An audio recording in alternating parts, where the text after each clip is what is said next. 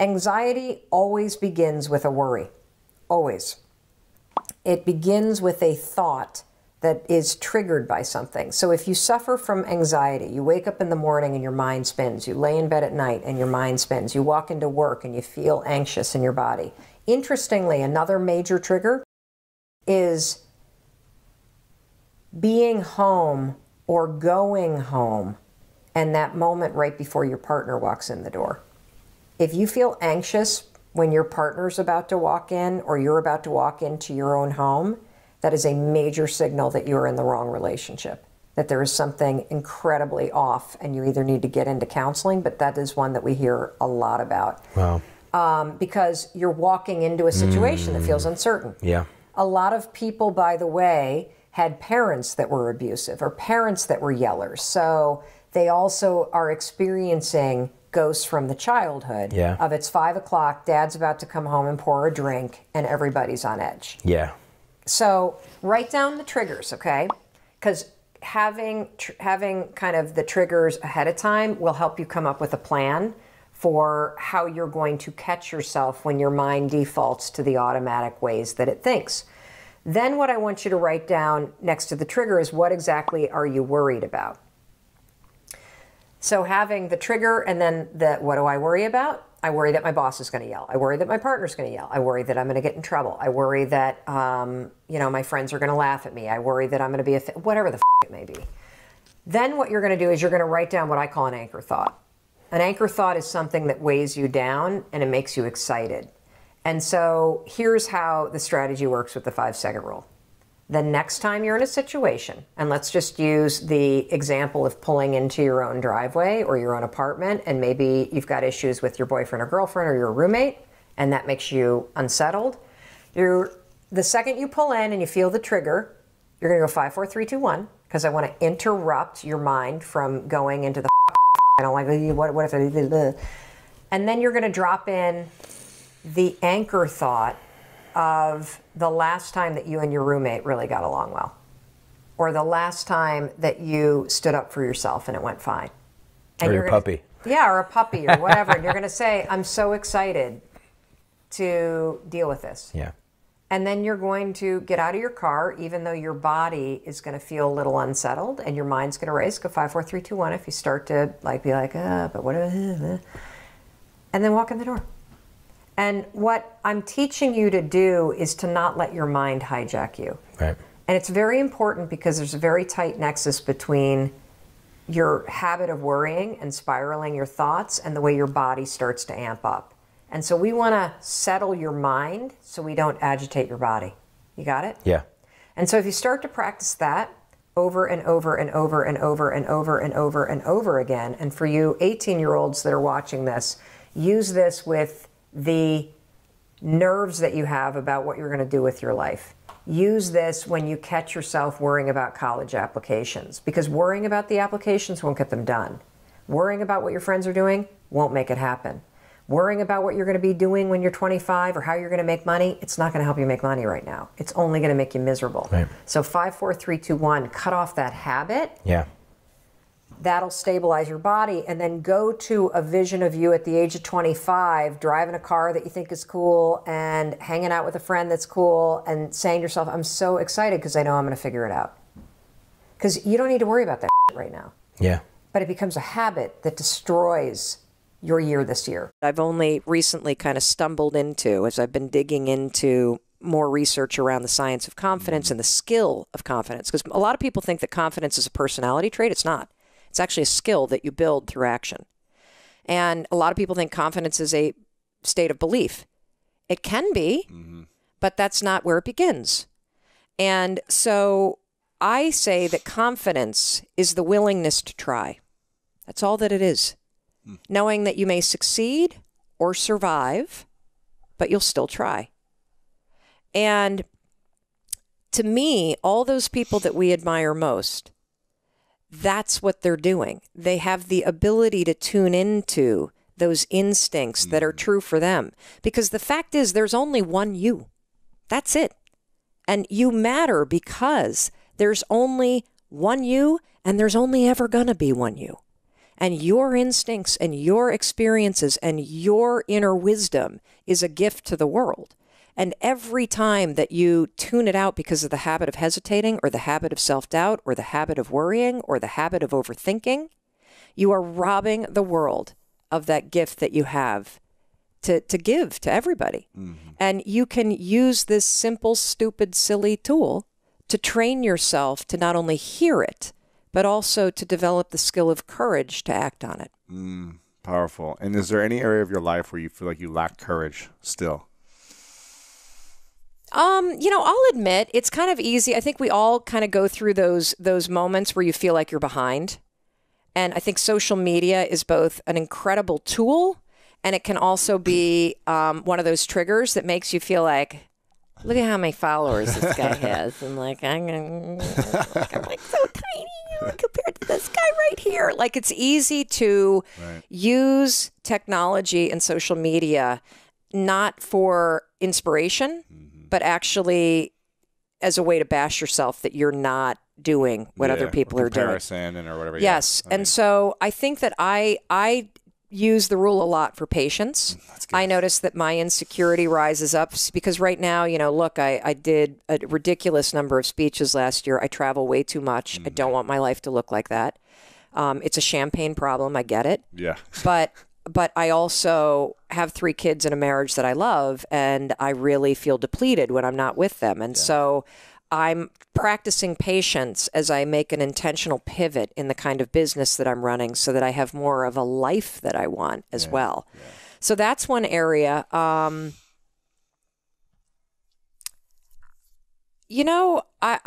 don't feel insecure as much as, the term deliberate practice, right? And the 5-hour rule where... Deliberate practice, is that from the Talent Code? Well, the deliberate practice is actually a psychological principle. I think it was in a book called The Talent Code, but yeah. Oh, yeah? Okay. Yeah. Well, it's a psychological principle that, the 10,000-hour rule. I mean, deliberate practice is in sports. Yes. So deliberate practice is this idea that, you could do 10,000 hours at anything and become an expert at it, but the way to do it faster is to do deliberate practice, which means you're practicing with the intention of improving, and there's a feedback loop. Yeah, so you do 2,000 hours as opposed to 10,000. Correct. Right. Like, for example, if you want to become an expert at guitar, learn scales. Don't just sit there for 10,000 hours and play the same song. Right. If you learn scales, you get the finger dexterity and the muscle memory and the neural pathway development. By the way. Yes, I saw your guitar over there. So hard. I saw your guitar. I always wanted to play guitar, but instead I forced my 3 children to learn. That's good. You can just enjoy it. You just watch them. Exactly. My brother's, the number 1 jazz violinist in the world. What? Yeah. And so I grew up watching the most incredible, Now, is he built like you, too? He used to be even, more jacked. They used to call him the Incredible Hulk of violin because he was just wow, snap the thing in half as he would. He would, slam it like Jimi Hendrix style, yeah. But now he's leaned up a bunch, actually. And so he's incredible. So I used to just be all awestruck by his gifts. And it was unbelievable, his skill. And so I learned guitar. I taught myself when I was 18 just because I was like, I have to know something, in terms of music. Cool. I can barely, I'm like a hack, but, at least I can do something. Yeah. So, yeah. So I'm kind of in this mode of improving myself. And I'll give you one more thing that I'm working on. So I kind of think about my life and my work in 3 buckets. So we got this bucket here, we got this bucket, and we got this bucket. And so when you think about your business or you think about your passion or you think about work, I think about, okay, what do I need to do in terms of how much time and what actions do I need to take in order to develop the skills so that I can perform the work?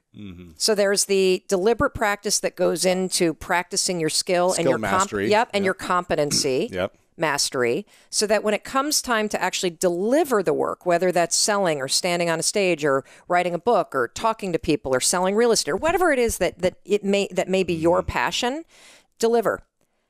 This is the one I neglected last year.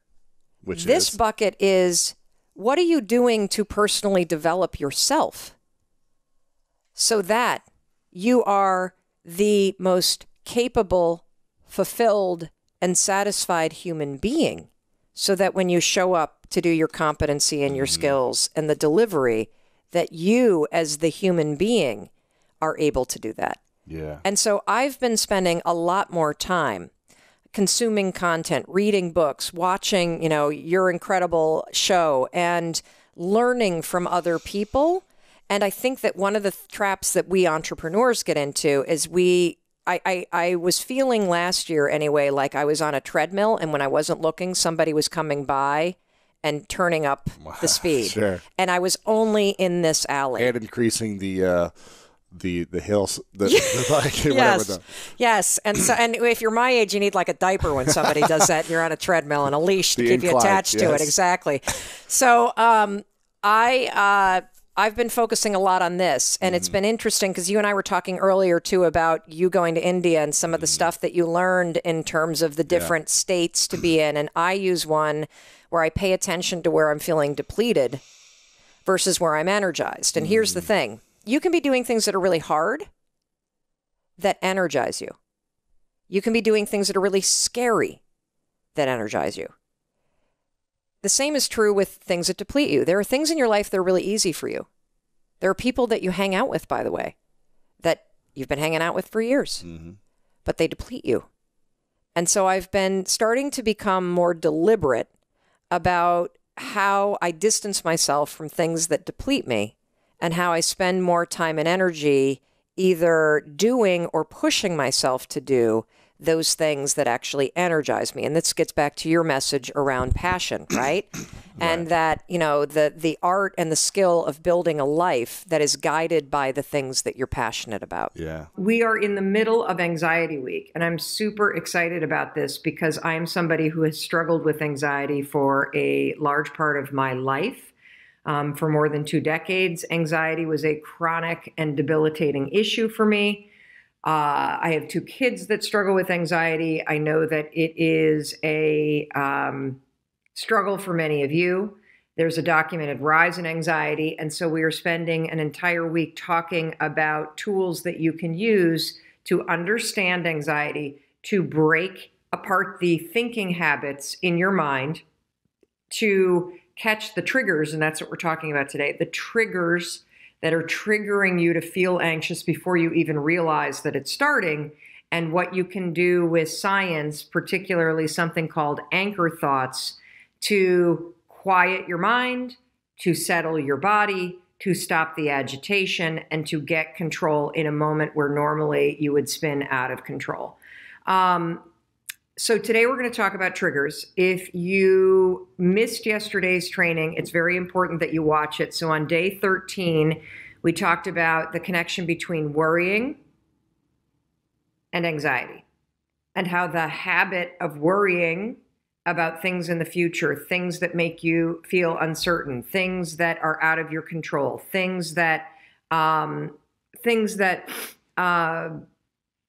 you shouldn't worry about at all. Oh, here comes our son. It's 7 o'clock in the morning. Sweetheart, I will be done with this training in about 15 minutes, okay? He doesn't look worried at all today. So interesting, that's a trigger for me. So we're talking about triggers today, and triggers are, do I know where your phone is? It's in the pocket of my coat that I wore when I tucked you in last night. I'm single parenting it today, so thank you for your patience with the the fact that I needed to help Oakley along. I got to get him to school this morning before I catch a flight to San Francisco. That's a trigger for me, that when something unexpected happens when I'm on a live stream, my stomach immediately gets tight. My thoughts don't go, uh-oh, just yet. My body tenses up. And triggers are a very important thing for you to bring out of the woodwork. And the reason why is there are things that happen to you all day long that trigger tense feelings in your body, that trigger your body to remember situations from your childhood that made you feel out of control or anxious or unsafe. It's things that happen that trigger you to start bracing yourself. And so one of the things that we're going to do now that we've already talked about worrying, and we've talked about the connection between worrying and anxiety, and we've talked about the fact that worrying becomes a habit, and it's a habit that you need to break. And if you haven't watched that training, just go to YouTube. It's video number 13, and it's all about the connection between worrying and anxiety. Today, we're going to go a little deeper. So yesterday I asked you to go through your day and start to notice the things that you worry about. And many of you wrote to us and said that the list was long, and even seeing the list was overwhelming. That's totally okay. We got to get this stuff out of the dark in order to help you fix it and solve the habit of worrying and teach yourself how to be a much more deliberate thinker. Today, let's go a little bit deeper because we did get a question. Danielle, could you put the questions in the text chain, because I could not pull up the email this morning that had the production sheet.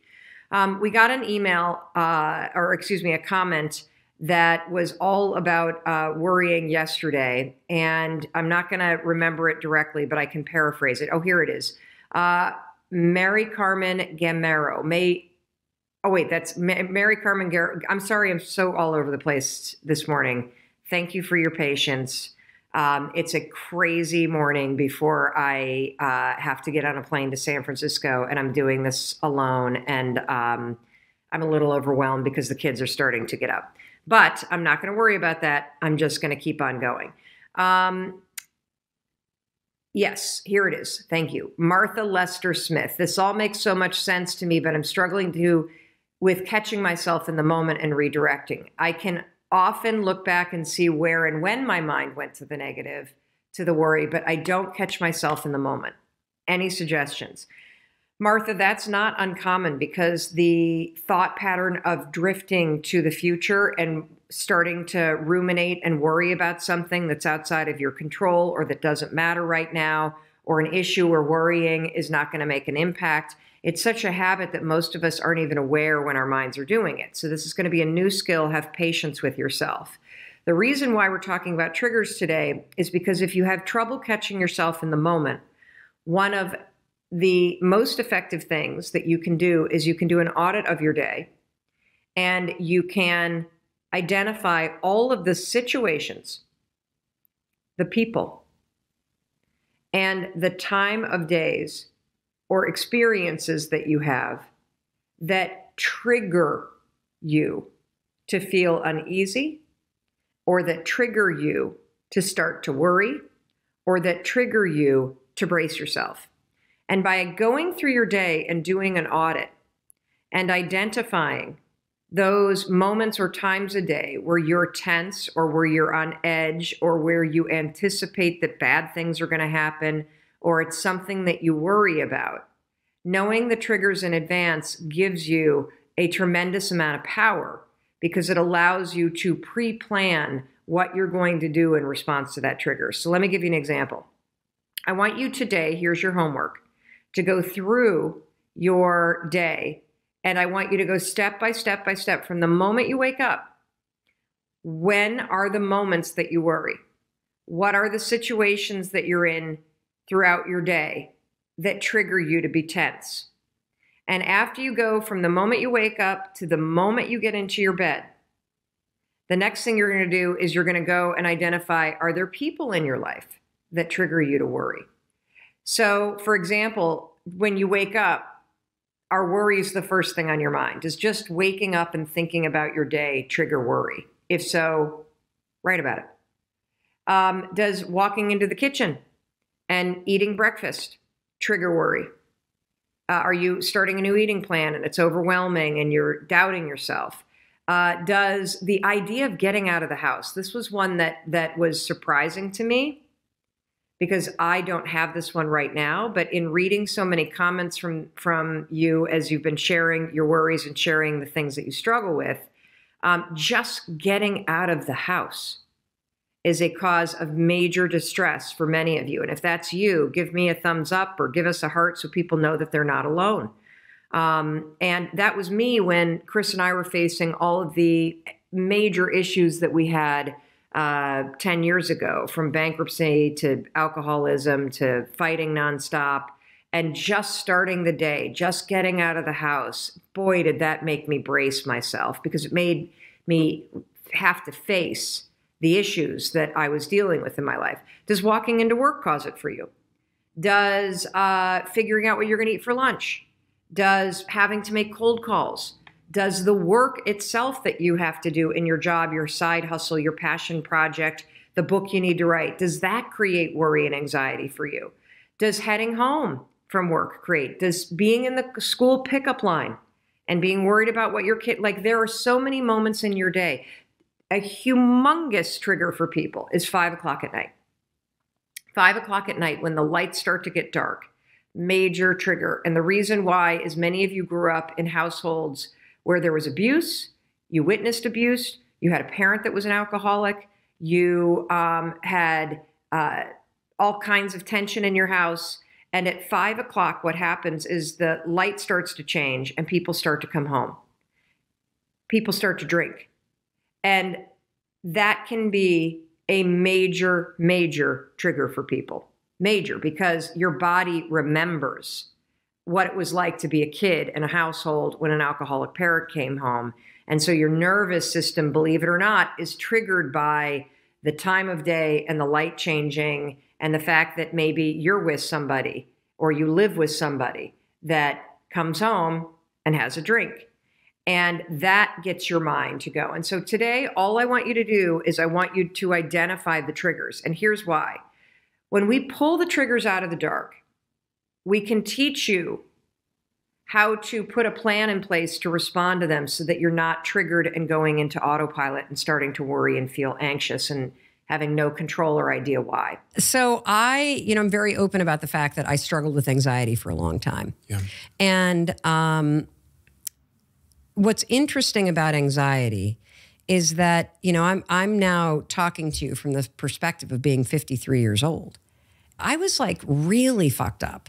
And by fucked up, I mean, not that I was like stealing cars or breaking laws or doing anything like that, but I was not comfortable in my own body. And the way that I would describe it is, I think from that moment, literally, that moment in fourth grade that I just shared with you, it makes me really sad to think about the fact that I was just a fourth grader that had had a traumatic experience. I didn't know, but my nervous system remembered. And so anytime I went to bed, I woke up the next morning with the sensation in my body that something was wrong. And any pattern of behavior or thinking that you start to repeat becomes a habit. Habits are just patterns. That's all that they are. And so I had a life experience because of one incident where I would wake up every single morning and feel like something was wrong and I couldn't put my finger on it. And the more that you wake up and think something's wrong, the more your brain is going to find reasons why something might be wrong. And so I developed this sort of chronic state of feeling on alert, feeling this sense that I got to be aware. Fight or flight. Yes, yeah. Yes. My, in clinical terms, my sympathetic nervous system got switched on and I had no idea how to turn it off. And if you don't know how to calm your nervous system down, to flip off the sympathetic nervous system and flip on the parasympathetic nervous system, which is your calm, grounded, resting nervous system, you will forever struggle with focus, with being present, with the ability to think clearly and make good decisions. You will constantly talk about the fact that you feel anxious, and that comes from your nervous system always being on edge and being in fight or flight.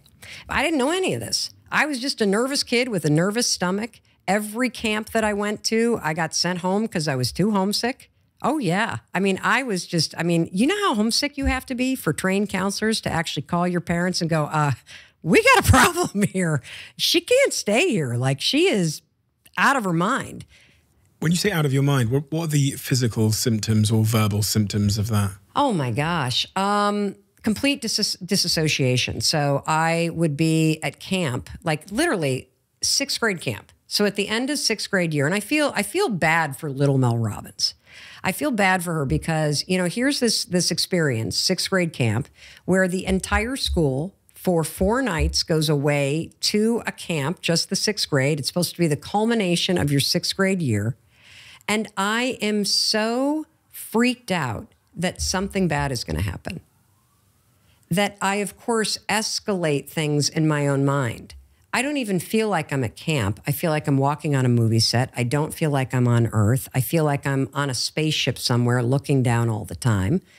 I feel like I might throw up because my stomach is rattled, because when you're anxious and you can't focus your thoughts, you tend to not eat. And so that, of course, upsets your stomach. It's not that something bad's going to happen. It's that you're screwing up the chemistry in your stomach by not eating because you're so nervous, which only makes it worse. And as your mind is scrambling, thinking something bad is going to happen, and then your stomach is hurting, then you start to think, oh my God, I'm going to throw up. And then you start to think, well, if I throw up, something bad's going to happen. And then the kids are going to laugh. And like, it just becomes this spiral train wreck. And that is the state that I lived in. And so, you know, you learn how to cope. It becomes your new normal. But that was basically my life, constantly feeling like something bad was going to happen, constantly feeling like I wasn't really present, constantly lying or fibbing about how I felt or what I was thinking because I didn't want people to judge me. I mean, it's awful. And then you come through college and you've got to make that choice in life as to which direction you're going to go in. It's kind of, it seems quite... Choice. I love the choice, yeah. Yeah, well, it is. Well, how would you define it? Panic. Panic, yeah. Yeah, because I didn't know what I wanted to do. Yeah. Because I had only ever lived in survival mode. So did you not take a pause to decide to sort of listen Take a pause? who you were and what your calling was? And Take a pause? You know. When you have anxiety, your whole mode of living is, if I'm on the move, no one can catch me. If I am on the run, I'm safe.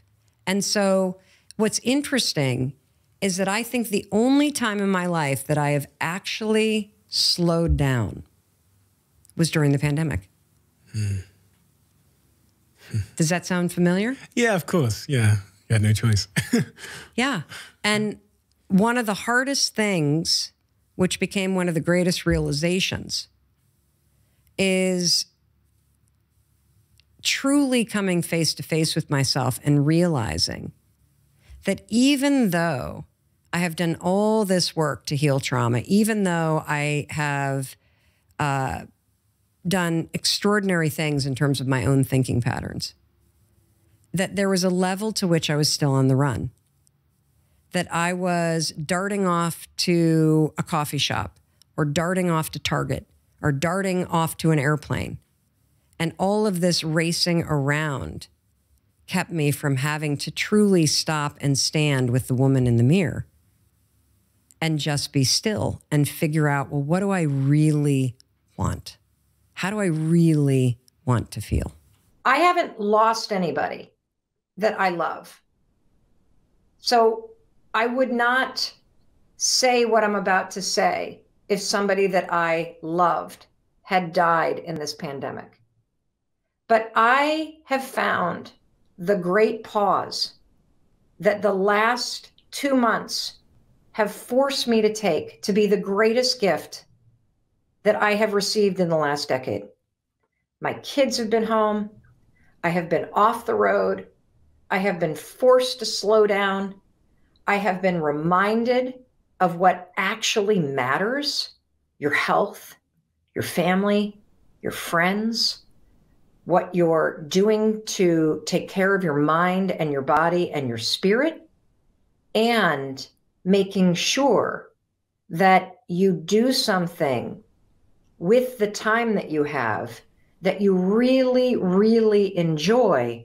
And the other thing that it's really made me stop and think about is making sure that I'm having fun, that my whole life isn't just work. And it's made me really start to think about the fact that I don't want to go back to the life that I was living before the pandemic hit. How many of you feel that way? That this has been a gigantic mental perspective switch reset button that has, boom, hit you really hard. I want to know in the comments, what is it that you, with this new perspective that the pandemic has given you, what is it that you want to change in your life coming out of this? I want to start seeing. I see people saying this has been a wake-up call. I see people saying, yes, this has been a huge shift in my perspective. I see Brianna saying, I want to travel less for work. What do you want? Kelly says she's had a mental switch. Kelly, what has this pandemic given you in terms of the gift? Heather's saying, I want to ask myself, what do I really want to do? Kim says, I don't want to go back to the rat race. Brock says, I want to start the year excited about it. I see somebody saying, Larissa says a new business. Megan says, I want more boundaries. Tara says, I want to have more fun. What is it that you want to change, given the gift that this pandemic has given you in terms of shifting your perspective? Dinky says, value my friends and family. Jill says, take care of my mental health. Spend more time with family. What do you want to change, everybody? Seriously, what do you want to change about your life? Is it a relationship? Is it that you have had the time to take care of yourself in small ways, and that's giving you greater control in your life? Do you want to change your job coming out of this? Do you want to launch a business coming out of this? Do you want to change your timeline for achieving your goals? Is there some project that you want to take on? Because what you're going to hear me say over and over again is that the single most important project you could ever work on is yourself. And the greatest gift that any challenge will ever give you is a perspective shift and the realization that you can face hard things, that you can survive hard things, and that in learning more deeply about yourself and about what you value through the challenges in life, you are going to be handed a moment where you can make a decision. You hear me say all the time, you're one decision away from a different life. Changing your life does not take motivation. Motivation is garbage. Changing your life takes discipline. The discipline to make a decision to change. You see, you need three things if you want to come out of this pandemic and truly change your life for the better. So many of you do not want to go back to the life that you were living. You see something greater for you. And what you're going to need in order to make that shift is you need clarity. You need the clarity to write the change down. And I want you to start right now. What in the comments? Let's get really clear. Terry wants to come out of this a healthier and better person. What is the clarity? Tell me the change that you want to make coming out of this. You got to have the clarity to write it down. That's number one. The second thing that you got to have in order to make a change happen is you've got to learn the skill of confidence, which is the ability to try something when you don't feel ready. You may not know how to do this change. I see advocate for myself. I see more physical movement. I see I want to change my job. I want to start a business. I want to earn more money. I want to travel less. I want my work to have meaning. I want to get out of an abusive relationship. I want to help people in need. I want to make sure that I continue to keep the promises that I've been keeping, getting up on time, working out every day, working on my relationship. This is fantastic because you're having a moment of clarity. And when you start to write it down, you are starting to develop the confidence and the knowing that you deserve to have this change happen. And then finally, what do you need in order to really change your life? Because it's not motivation, everybody, it's discipline. Discipline to make small promises, keep small promises, discipline to take small actions when you feel afraid, the discipline to find the courage to push yourself forward when you don't know how. That's how you change your life. Just those three things: clarity, confidence, courage. That's all you need. And that's why you got me in your life, because I'm here to push you. I'm here to encourage you. And I love seeing what you want to change. That, oh, I see you need help building confidence. No problem. I got you covered. Because confidence isn't something that you feel. Confidence is a skill. Confidence is the willingness to try. Because it's through the act of trying, through the act of simply writing down what's the change that you want to make right there in the comments.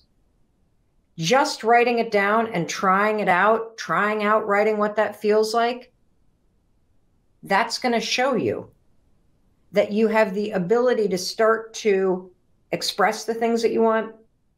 And that's the first step, to claim these things that you think about. So for those of you, more than 100 of you, who have written to me in the last week and who have said, I've had a huge perspective shift thanks to this pandemic. And there are some major changes I want to make in my life. I want to start a women's group. I want to end this relationship that I'm in. I want to stop bashing myself all the time. I want to launch that business I've been talking about. All of the things that you've put on hold. Now is the time to change. So many of you asked me, is it the right time to change your job after a pandemic like this? Absolutely. Because if you don't hear the clarity that's inside you, if you don't quiet the noise and tune in to hear, if your instincts, if your wisdom, if your knowing, if inside of you, you hear yourself saying, I got to get a new job. I got to get out of this relationship. I don't want to live where I live anymore. I want to be near the water. I want to be in the mountains. I want to be out of the city. You have to tune into that stuff. And then it's about confidence and courage to take action. That's it. In this video, I'm going to show you the specific way that you can use the 5-second rule to stop doubting yourself and worrying so much. Now, a lot of people will tell you, oh, just think positive, or try not to worry. It sounds simple, but it's not easy. And the reason why it's not easy is because it doesn't work. And actually, research shows that when you try to ignore your worries, it can actually make them worse. Look, I understand this topic more than most people because I struggled for decades, not only with worrying and self-doubt, I actually suffered from anxiety and panic attacks for almost 25 years. And in fact, I took Zoloft for 2 decades to control my anxiety. Using the 5-second rule, I've not only been able to stop worrying and doubting myself, I've cured myself of anxiety, and I've been off meds for more than 4 years. I'm panic attack free, and I almost never, ever worrying about anything. And you can teach yourself to do the exact same thing using the rule. First, here's what I want you to know. You're not a worrier. A lot of us call ourselves a worrier, right? Oh, I'm a worrier. You're not a worrier. You have a habit of worrying. That's a very big difference. You've allowed your mind to drift and linger on negative thoughts so many times, it's now a pattern of behavior that you repeat, and you don't even realize it. And that's actually good news, because that means that you and I can use the science of habits to break the habit of worrying and the habit of doubting yourself. In the language of habit research, the 5-second rule is what psychologists call a starting ritual. It's a tool that you can use that will interrupt the negative thought patterns that are encoded in your brain as habits and trigger positive new thought and behavior patterns. The 5-second rule is shockingly effective because it works with all the latest research about habits. What I've learned using the 5-second rule is that I do in fact have control over what I think. And when you use the 5-second rule, you'll discover that you do too. Here's how you're going to use the rule. The moment that you feel your thoughts drift, and have you ever noticed how worrying and self-doubt, they have a way of literally like taking you away from a situation. You can feel your mind go from the present moment to drifting to something negative. Maybe you're sitting at a meeting at work and suddenly you start talking down at yourself and doubting yourself. It happens like that. But the moment that you catch yourself do it, that's a moment of tremendous power. You have a decision to make. You can either sit there and listen to the worry and listen to the self-doubt and let it hijack you, or you can make a decision to assert control. That's when you use the rule. You're going to use the countdown trick, 5, 4, 3, 2, 1. It's essential. Counting backwards interrupts the negative thought pattern. It's also going to awaken your prefrontal cortex, which is the part of the brain that you need to override a bad habit and replace your bad habit with a positive new one. So every time you feel your thoughts drift to something negative, or you find yourself worrying about things you can't control, 5, 4, 3, 2, 1, it'll switch the gears in your brain, it'll interrupt the negative thought pattern, it'll activate your prefrontal cortex, and you've just created a starting ritual that will prime your mind to accept a more positive thought. That is how you use the rule to change.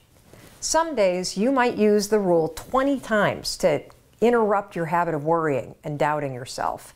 You know, I've heard a lot of experts say that fear isn't real. That is such a bunch of baloney. Fear is so real. In fact, there are probably things that you're afraid of doing right now in your life, in your relationships, at work. And the fact that you're afraid, that's robbing you of all of the experiences that you want to have in your life. I mean, if you're afraid to fly, that's going to limit your ability to travel and see the world or go visit friends. If you're afraid of public speaking, that's going to really limit your ability to express yourself and share your ideas. If you're afraid of talking to your boss or asking for a raise, that directly impacts how much money you make. Or what if you are dreaming of starting a business, or you've already started a new business, but you're afraid to talk to people and you're afraid to share your business with people? I mean, fear is something that stops us all. And that's why I'm here to talk to you, because it doesn't have to.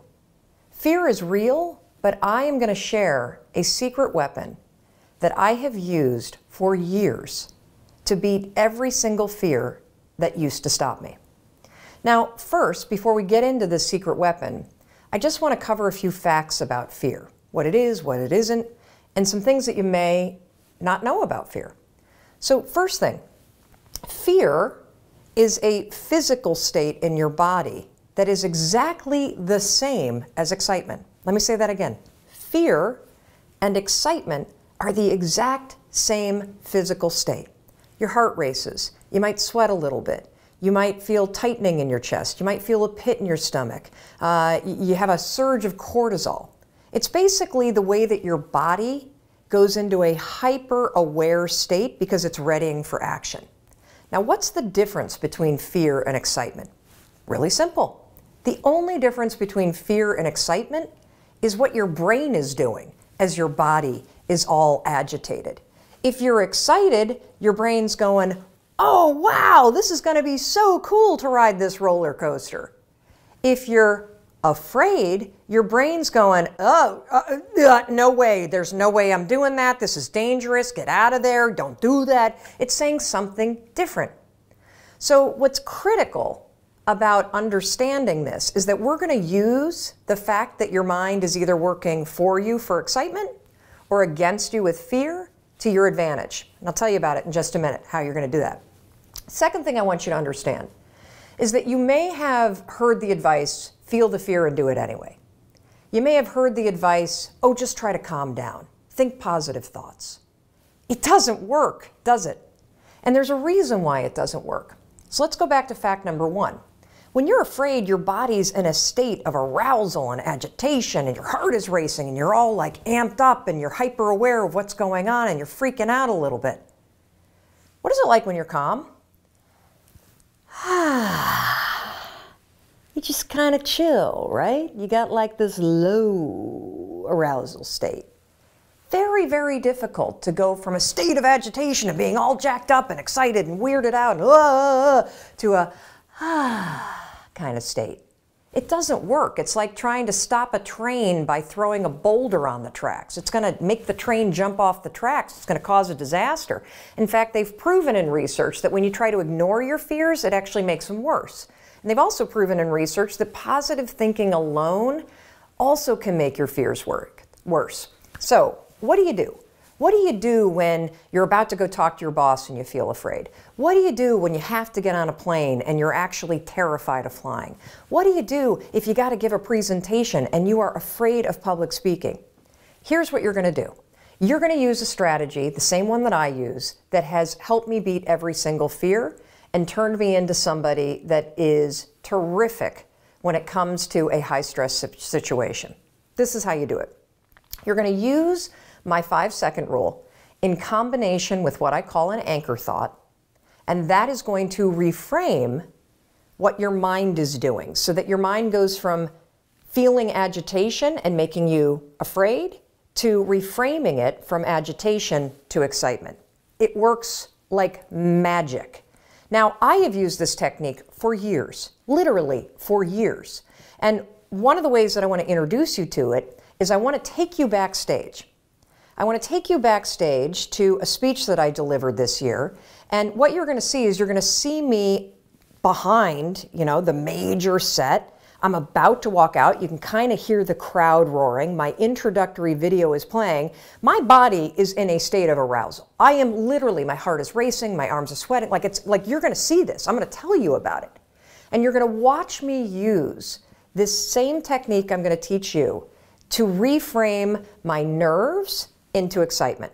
Check this out. All right, I'm about to go on stage. There are 7,000 people out there, and it's so exciting because what they don't know is they're about to learn the 5-second rule, and their lives will never be the same again. Now, I gotta tell you, my heart is racing, my armpits are sweating.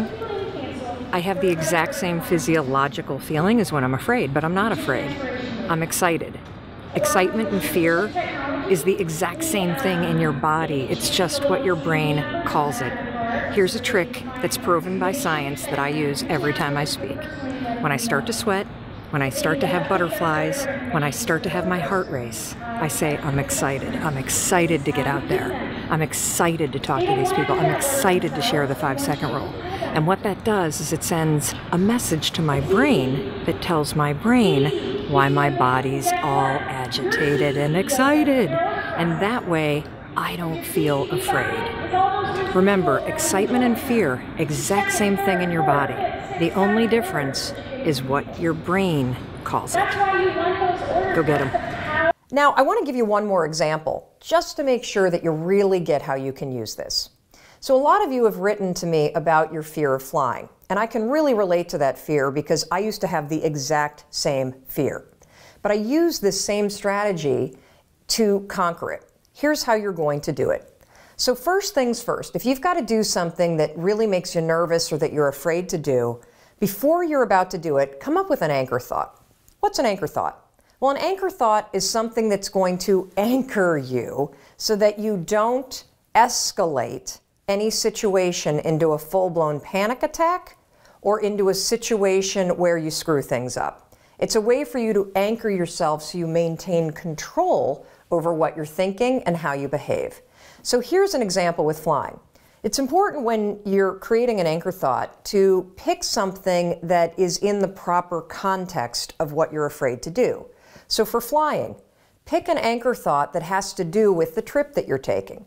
So if I'm boarding a plane to fly back home to Michigan, an anchor thought might be a picture in my mind of my mom and I walking on the shores of Lake Michigan where I grew up. That's a thought that makes me happy, it makes me excited, and it's also related to the trip that I'm taking. If you have a conversation that you need to have with your boss, pick an anchor thought about how you feel after having that conversation. Maybe it's you picking up the phone and calling somebody that you love and saying, oh my gosh, it went so well. Or, you walking out of the meeting and feeling like, yeah, I survived that conversation. I feel pretty good about myself. So now that you have your anchor thought, you're ready to beat the fear. This is a great story about a bunch of topics. It's a story about confidence. It's a story about being comfortable in your own skin. It's a story about being yourself, no matter where you are or what you're doing. And it's a story about the power of your unique self-expression. And your unique self-expression comes out and is amplified when you feel comfortable in your own skin. I got into the speaking business, 6 or 7 years ago. I had a TEDx talk that went crazy viral. That's what started the speaking business. And when I first got into the speaking business, I was really intimidated because I was new to it. And I wanted to do a very good job and I wanted to fit in. So I looked around at what all the top people in the industry of motivational speaking and speaking on the corporate circuit were doing. And I noticed that all the women were dressed in heels, wearing pencil skirts or beautiful dresses, the kind of thing that you might see a news anchor wearing, like a nice dress, heels. So I just wore what everybody else was wearing. Didn't even occur to me to wear something else because here I am trying to break into a new industry. So I look at everybody at the top, I copy what they're doing, and I am not comfortable in high heels. Yes, if my husband Chris and I are going out on date night, I can rock them like the best of them. But walking through a convention center in them, standing on a stage for an hour in a pair of heels while you're trying to hold in your stomach because you're being broadcast on a big screen and you're wearing a dress, like it was the least comfortable outfit I could possibly wear, very self-conscious in it. I'm not that graceful in a pair of heels, so I sort of like poof, poof, poof on a stage. But that's what I did for the first couple of years.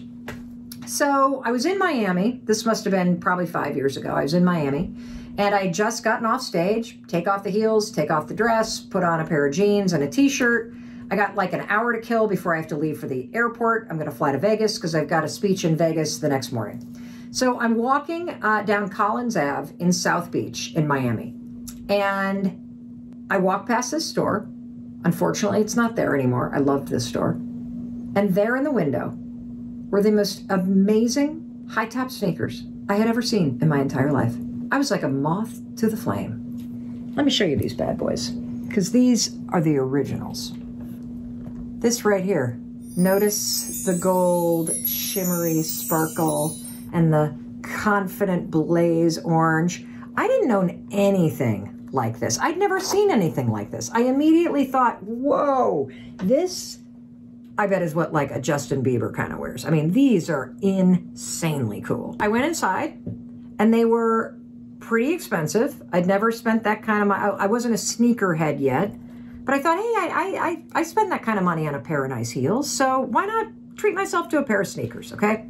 So I get back to the hotel, I pack up, I hop the flight, I get to Vegas. Now, I wake up the next morning and I have a tech check, which is where you rehearse the speech and go through like all the technology rehearsals before the event starting. My tech check is at 7:30, the doors to the event open at 8, and I'm on stage at 8:30. And I had a red dress, my heels, or so I thought. So I crack open, that's what I was planning on wearing. I crack open the suitcase, there are no heels. I have left the heels in the hotel room back in Miami. All I have are the Birkenstocks that I wore on the plane and I wore out in Vegas last night, and my new Justin Bieber high-top sneakers. And I have exactly 15 minutes to get to the tech rehearsal and nothing else is open. So, Birkenstocks, Justin Bieber, I think we'll go with the Justin Bieber sparkly high tops. I slapped those puppies on. I walked from my hotel room all the way through the casino floor, past all the restaurants and the shops, to the convention center, which you know is like a 2-mile walk. I was so happy to be not only in my red dress, but more importantly, in my Justin Bieber sneakers because it was super comfortable to walk there that way. I get to the backstage area and for the first time in 2 years, something happened. And let me tell you what happened. One of the guys that was on the production crew turned and goes, ah, cool sneakers. That was like the first time somebody in production had really acknowledged me for something other than the job in 2 years. So I was like, huh. And as I started walking toward the backstage area, everybody I passed, cool kicks. Oh, those are cool. Oh, those are cool. And I'm like, this is wild. Nobody's ever complimented on my, like, this is like, people are, and so I did the tech rehearsal, and then this was the moment of truth. When I walked out onto that stage, it was at the MGM Arena, and there were like 5,000 real estate agents in the audience. I was there to deliver a speech for RE/MAX. It was the first time I'd ever walked on a stage where I actually felt like myself. It was also the first time that I felt the audience kind of lean forward and go, oh, she seems kind of cool. But when you walk onto a stage in heels and a dress, you're like the authority, and you're on a stage and you're talking at people. There's something about walking onto a stage or walking through life and having something fun that you're wearing that makes you relatable and interesting and real. And from that moment forward, I have never not worn sparkly sneakers for work. I wore them every day on my daytime talk show. I'm embarrassed to tell you that I probably have 20 pairs of these. I love, this is my favorite, these are my favorite, well, these are my favorite because these are the originals, but I would say these are my second favorite because I like the low top and I love the blue. I love these, which have a big silver kind of thing. These are super comfortable. And I've got a bunch of these, and these did not even come with sparkles, so I literally bought Swarovski crystals or whatever the hell they're called and got a glue gun out and put them on myself. If you're looking for sparkly sneakers, there's all kinds of them out there these days. It's the coolest thing in the world. Bedazzled sneakers are a thing. Whether you go to DSW or Nordstrom's or Zappos or anywhere, you can find them. And so the moral of the story, the secret to confidence is being comfortable in your own skin. And the secret to being relatable and likable is being yourself and being comfortable in your own skin. And so whatever it is that gives you a little flair, whether it's a little pin on your jacket or a little flower in your pocket or sparkles on your sneakers or cool specs, you gotta find the confidence to bring that to the way that you go through life. Because there's something unique about you, and when you settle into what is really an expression for you, you feel comfortable in your own skin. And that's the greatest feeling in the world. I'm gonna share with you a story about how I figured it out, and then I'm gonna give you some advice about how you can think about it, and then I wanna say a few other things about the fear of disappointing people, because this is, I believe, the single biggest factor for most people that robs them of success. That you use what other people might say or think or be disappointed by as an excuse to not fully be yourself, to not fully go after what you want. And so first let me talk about triggers, because I believe that for most of us, the habit, and I use the word habit because habit just means that it's a pattern. We have a pattern where we fear disappointing people, and then that triggers us to operate in certain ways. That pattern began a very long time ago. And I think it's safe to say that for 99% of us, you can find where it began somewhere in your childhood. And it probably doesn't matter that you find the first, because you probably have 150 examples of being terrified that your dad was going to scream at you, or terrified that your mom was going to get cold and get that tone of voice, or terrified that somebody was going to be upset with you. Like, because the fear of disappointing people really has more to do about being in trouble with somebody, right? So for me, I know the moment because it was a really defining moment for me, but I didn't remember it until I was 27. What happened is I had a memory being in a group environment during a seminar. Somebody was sharing about being a sexual abuse survivor, and she was talking about her sister, and all of a sudden I had this memory triggered where I remembered being in the 4th grade, and I remember being on a ski trip with my family and a couple other families, and I remembered waking up in the middle of the night with an older kid on top of me. Now, it wasn't a terrifying sexual abuse story. It was more confusing to remember it. He did what he did, and then he got off of me, and I remember my brother was sleeping in the bed next to me in the bunk bed, and I remember thinking in that moment, oh my God, don't make a noise. I don't want this person to hurt Derek. So fast forward to the morning, all the kids leave to ski. I'm kind of like underneath the covers, and I get out, I go downstairs, and as I go down the stairs, I hear my mom talking in the kitchen. And I think, I gotta tell her, I gotta tell her, I gotta tell her, I gotta tell her. So I'm in 4th grade. I round the corner, my mother's there with another mom, and there's the kid. And my mom goes, how'd you sleep? And I said, fine. And what's interesting is what a 4th grader's brain. I mean, my mom's not gonna be upset with me. She might have gotten upset all right if I had said, not at me, there was this moment where I remember it now like that. And you don't have to come up with the moment, because I guarantee you've got 100 of them where you have a bad report card, or you broke something, or mom or dad drank and you heard them pull in and you felt the anxiety coming in and you went into a mode where you became quiet because you don't want to upset somebody. It was just this mode where I so knew in that moment that I needed a strategy to avoid a scene. Does that make sense? Because that's what you're doing when you are not disappointing people. You are avoiding making a scene or having them do one. Does that resonate a little bit? Okay, good. So you can go to the root cause, because what I discovered in that moment in realizing, holy cow, at the age of 9, I made a decision not to tell the truth, that I would just make up what I thought would make the situation okay. And what's interesting is I can take that one decision and roll the clock forward until the age of literally like 27, probably took me longer to about like 35, 40 even,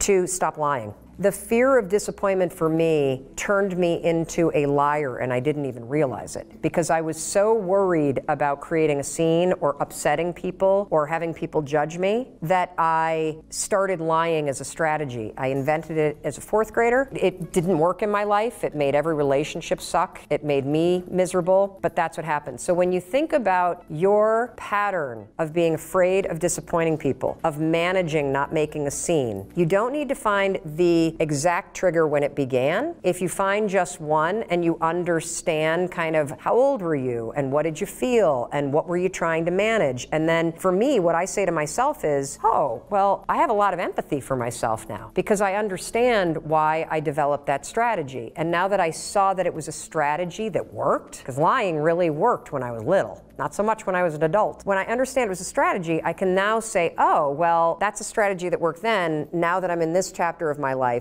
I'm going to pick a different strategy. Does that help? So let's talk a little bit about confidence, okay? First of all, I've already said it's a skill. It doesn't matter if you were born the most insecure, thumb-sucking, abused, pathetic soul of a human being. You can build the skill of confidence. It doesn't matter if you came out of the womb super ego-driven and larger than life and confident and all that stuff. You still have a lot of work to do when it comes to confidence, authentic confidence. So let me talk to you about what is the skill of confidence. Okay, you ready? My definition of confidence is not belief in self. What you're going to learn about Mel Robbins is that I love evidence-based advice because I'm kind of skeptical. Yeah, I was trained as a lawyer. Life has kicked me around a little bit. I kind of cross my eyes at people that are very kind of motivational. And, I'm like, well, it's easy to do the inspirational stuff, but what's the depth, right? What's the depth?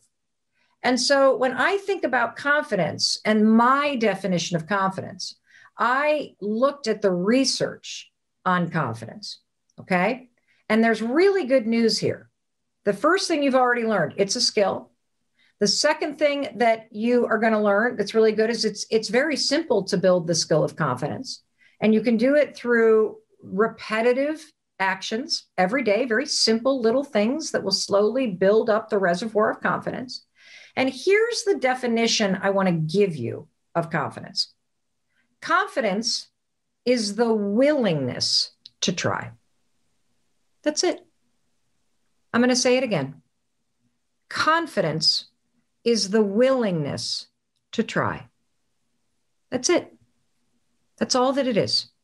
And the reason why I like this definition is because this definition that I have created for confidence, which is the willingness to try, is based in the research around confidence.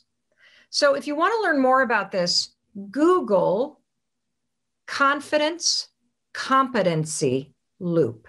Okay, I'm going to show it to you. I'm hoping that this is not broadcasting backwards. Okay, this is my fancy little graphic. Okay, this is what we call a confidence competency loop. I did not invent this. This is something that people who research confidence for a living have created. And I've highlighted this because this is where confidence begins. It begins with the willingness to try, because I'm going to show you what ends up happening if you're the kind of person who trains yourself. Notice the words I'm using, trains. We're not going to sit around and wait for motivation. We're not going to wait for courage. We're going to manufacture those things. And this is where the 5-second rule is so transformative. Now, for those of you that don't know it, I'm not going to spend a lot of time explaining it. I'm going to give you the shortcut. It's just a simple brain hack backed by tremendous evidence that I created at the worst moment of my life that turns out to have extraordinary science behind it.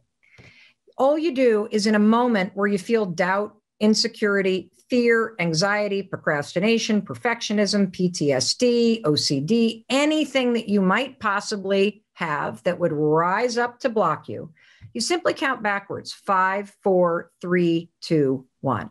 Okay. And you got to count backwards, 5, 4, 3, 2, 1. And what that will do is it will shift gears in your mind.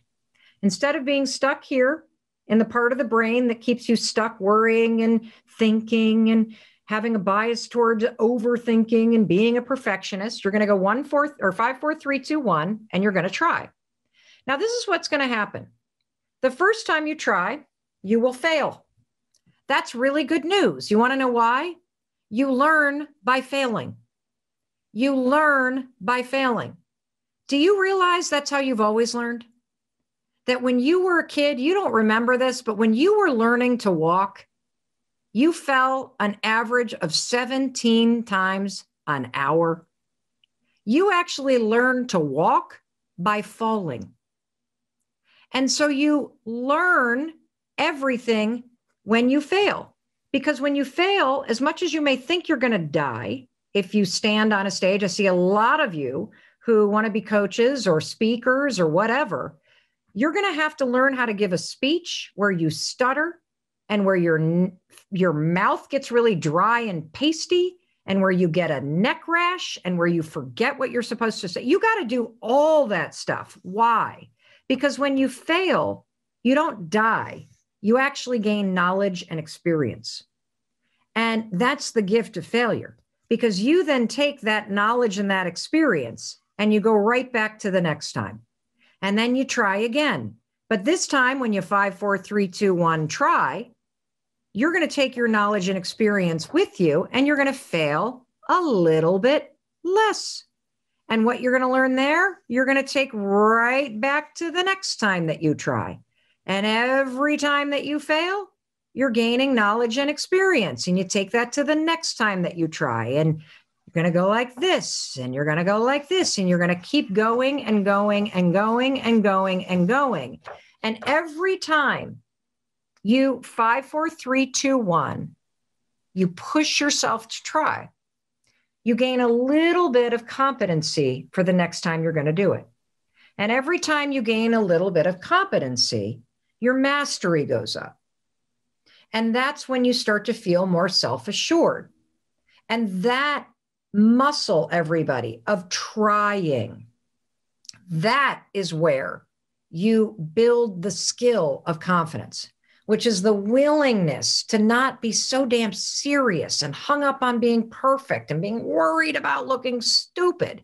And instead, you're willing to lean in and try something.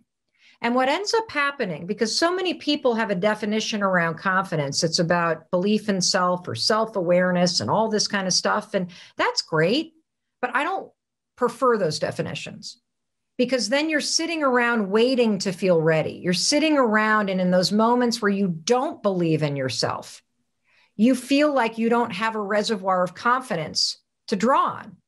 And it couldn't be further from the truth. You were born with natural intelligence and confidence. How do I know that?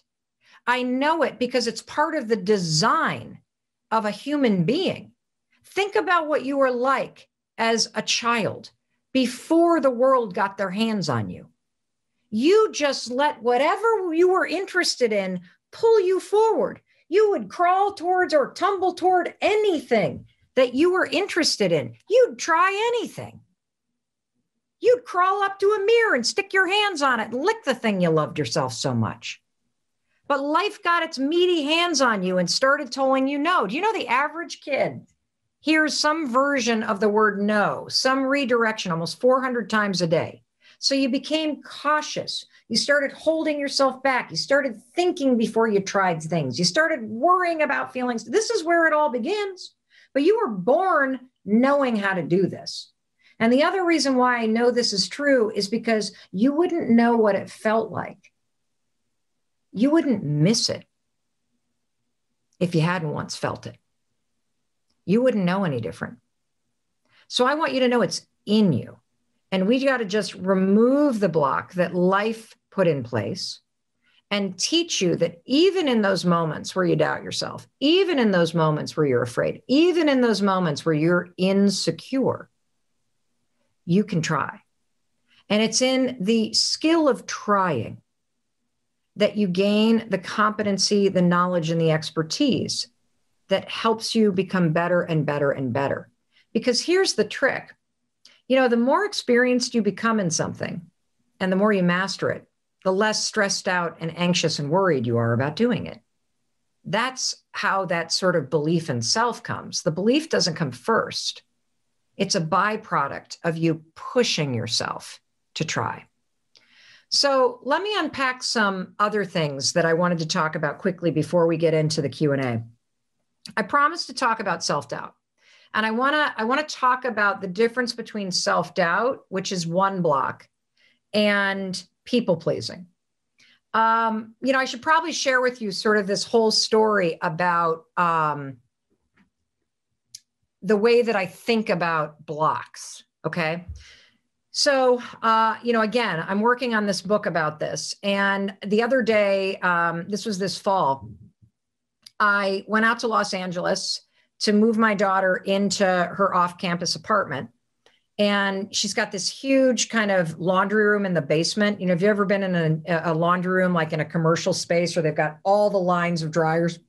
And so I was washing her sheets like, moms and dads do when they move their kids into their off-campus apartments. And it was the final load of the day. I go downstairs to the basement and I open up the dryer and I'm like, that's funny. The sheets aren't dry yet. And so I put in a bunch more quarters. I hit the button. I leave. I go out the door and I hear, and I'm like, that can't be my dryer. What?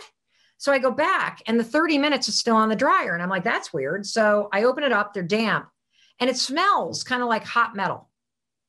And I see the filter and I think, oh, I wonder if the filter's jammed. You know how like a dryer doesn't really work when the filter is filled?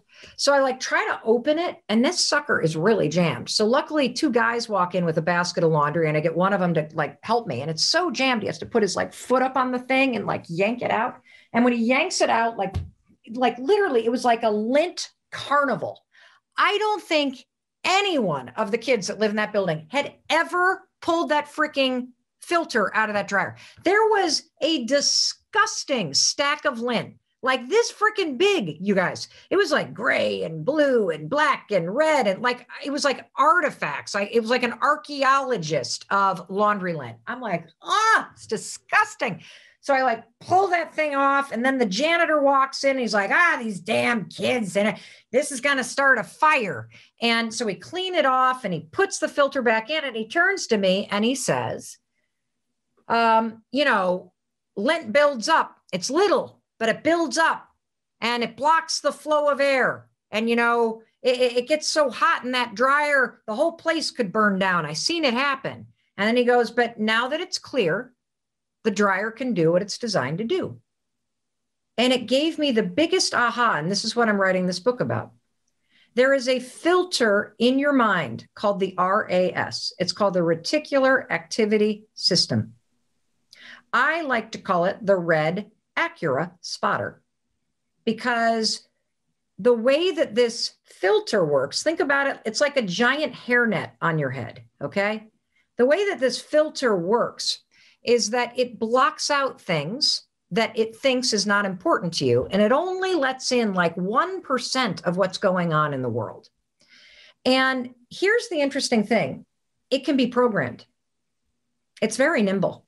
If you've ever gone out to buy a car, have you ever noticed that all of a sudden you go into the dealership, you're like, oh, I like that red Acura. And then the next day, what do you see everywhere? You see red Acuras, because your RAS, the hairnet on your brain, the filter that influences absolutely everything that you think and do. By you going to shop for a car, it has gone, oh, ding, ding, ding, hold on. Mel Robbins is interested in red Acuras. Let them in.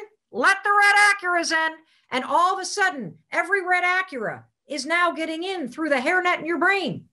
Okay? So this is good news, because if you decide that that dream that is meant for you is something that you want, you can program that sucker to let in information that is related to it. And suddenly it becomes so easy to spot opportunities and easy to gain momentum and easy to try. Here's the problem. You ready? Your freaking filter is trapped with mental lint. That's right. You want to know what lint stands for? Because I'm a freaking genius. Lint stands for those moments when you lose inspiration due to negative thoughts.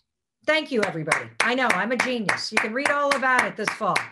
So you've got a filter that could help you make everything happen. But you want to know what? You've got this layer of crap in your brain, just like that dryer vent had a layer of lint in it because nobody had changed the filter. You cannot do a load of laundry, people, without creating lint.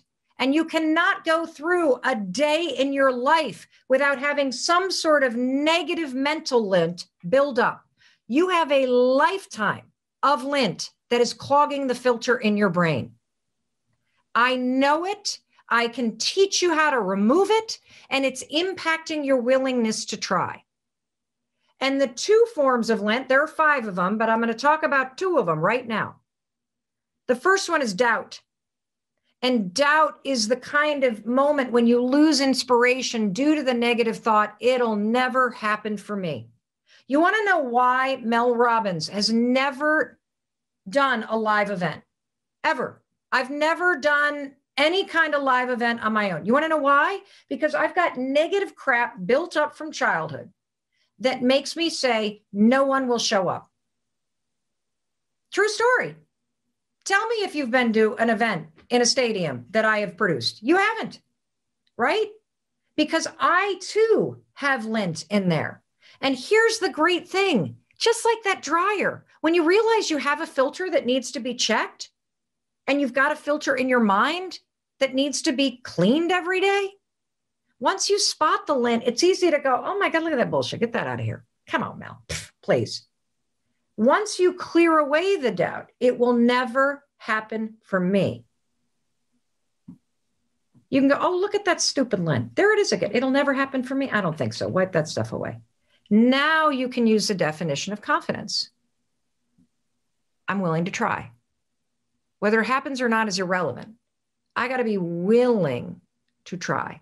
So the fear of disappointing people, we've talked about one place that it comes from, which is making sure not to create a scene and making people like you. That's one lane that most of us have, and I'm going to tell you a story in a minute about how you can manage this. The second lens, and I got to give credit to my business partner Mandy for this, is that so many of us have this perfectionism gene, and the reason why we're perfectionists is we're trying to insulate ourselves from criticism. That if you get it perfect, no one will give you feedback. If you get it right, nobody's going to criticize you. If you do it perfect, then no one will be able to attack you. And the problem with that, and that's just another side of the same coin, which is the fear of disappointing people. You're managing not disappointing people, not by lying and not by being codependent, but by actually trying to be a perfectionist so that nobody criticizes you. So let me tell you a story about the fear of disappointing people in my own life. Because this is the biggest trigger in my life. I mean, it goes back to being in 4th grade, right? It's there. And this is another thing, I literally have to remind myself of this, everybody, every single day. You cannot remove the things that trigger you. You can't. If you've been doing a pattern since 4th grade, there will be things for the rest of your life that will trigger that pattern to come up. But you can always choose not to repeat the pattern. So you'll be triggered and be afraid that you're going to disappoint somebody. That's real, that's normal, it's natural, it's part of being a human being. I think it's interwoven into every relationship where you love somebody. But you don't have to behave the way that you always behaved when you're nervous about disappointing somebody. So let me give you a dumb story. You ready? When my husband and I got married, my father gave us this really incredible gift. He gave us an antique pool table. I grew up in Muskegon, Michigan, where Brunswick was founded. And my dad has a hobby of going to garage sales and estate sales and buying old, dilapidated pool tables, and then he restores them. So when Chris and I got married, he bought us an old, dilapidated pool table from the same era as our house, which is the 1870s. He restored the whole thing, and then recently he and I rented a U-Haul, and we drove this sucker from Muskegon, Michigan to Boston, Massachusetts. My dad and I took a road trip. We get there, and we assemble the pool table in what used to be our playroom. Fast forward 3 or 4 years, the speaking business takes off, my business starts to grow, we have people that work for us, and my kids are older. We don't need a playroom,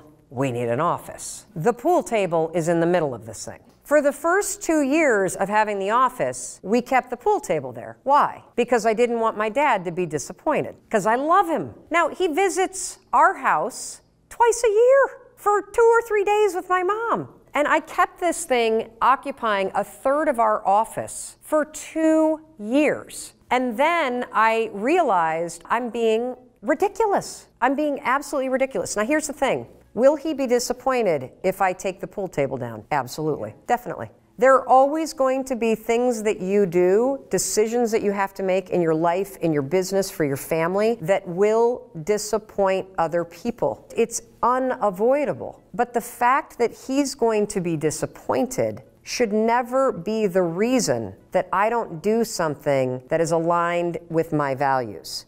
Now, let's take it a step further. When you make a decision that is likely going to disappoint people, or that does, still make the decision, because it's your life. There's nothing worse than when you start to rob your future and your life and your happiness because you're so focused on other people. However, if you love people, you can still take care of them when you make that decision. So let me go back to the example of the pool table. So I knew I was going to take it down. I knew my father was going to be disappointed. I was disappointed. I don't have a big house. So I don't have the room for a huge pool table. I don't have a finished basement like a lot of people. I don't have like a cool garage game room thing like I just don't have it. I called him first and said, I need to talk to you about something. You know, the pool table, I love the pool table. Dad, my business is growing so much, I actually need an office. And, oh great, it'll be great in the office. And I'm like, well,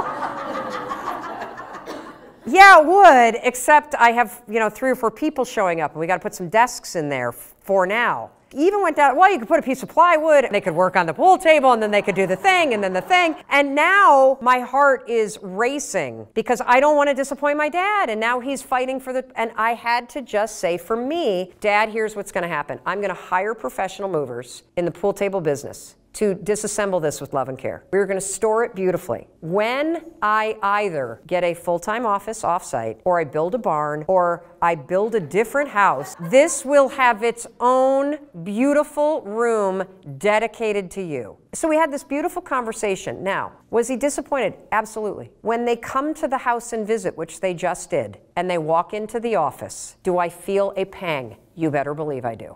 It doesn't matter. That's all normal. I still need to make the decisions that I need to make. And the difference, what's changed, is how I relate to that fear. So instead of what I would do in the past is I would make a decision that doesn't serve me. I'd leave the pool table, and then I'd be all about it. I'd leave the pool table as a way to make my dad happy, but it makes me miserable to leave it there because I need the space, right? And then I'd be kind of annoyed, and then he'd come and I'd fake play pool because I kind of want to rub, you know what I'm saying? Like, we do all this that's not real. And what I've been able to do for myself in some instances when I catch it is to hit it head on and to be authentic and to still take care of people. And what I've also come to learn is that people can be disappointed in you and they still love you. You're never going to get around this. Everybody in your family is going to be disappointed with you probably once a day, probably. And you have the ability to retrain how you respond to that trigger that rises up in you where you start to fear that you're disappointing somebody. And the answer really is make the decision that's aligned with your values and the thing that supports you, and then take care of the person by being honest and straightforward about it.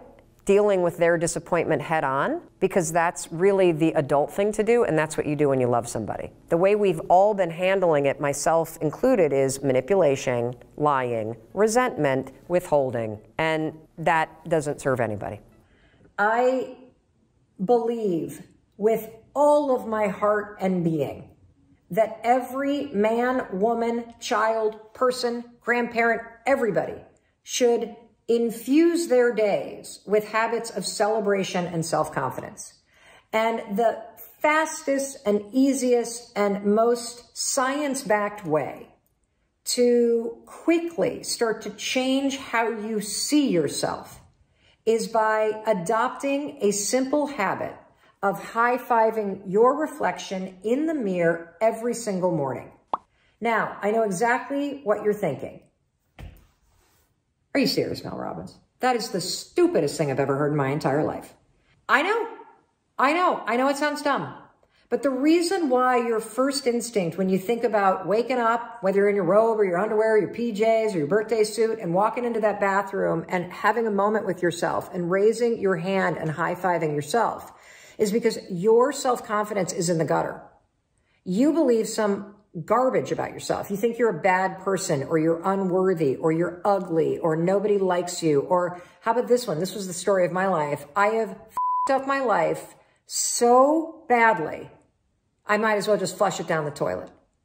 You have some narrative in your mind that is so negative that when you look in the mirror, you see somebody worth trashing. You see what's wrong. You pick apart your appearance. And I want to reverse that, because here's the deal about self-confidence.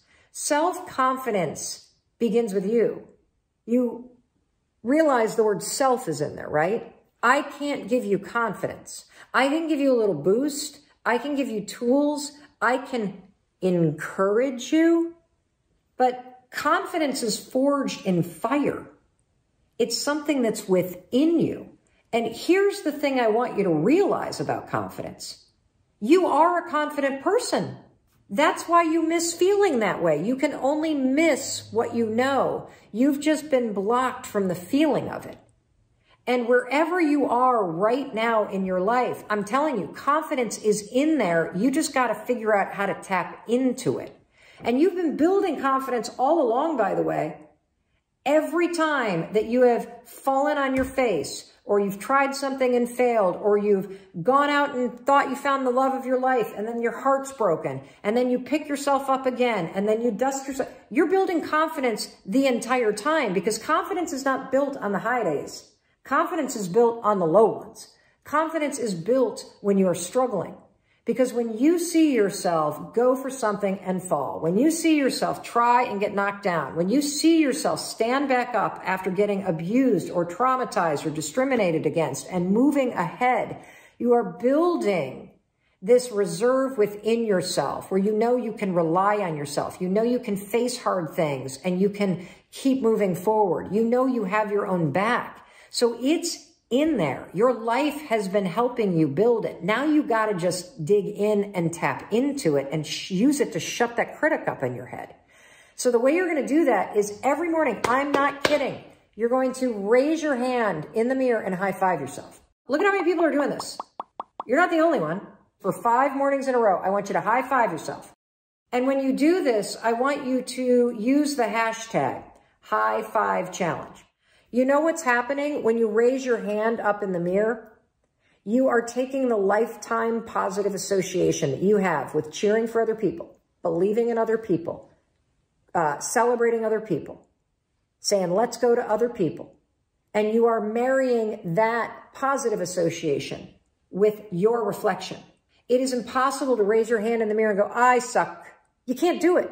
Because your brain and the subconscious sees this and thinks, let's go, I love you, I believe in you.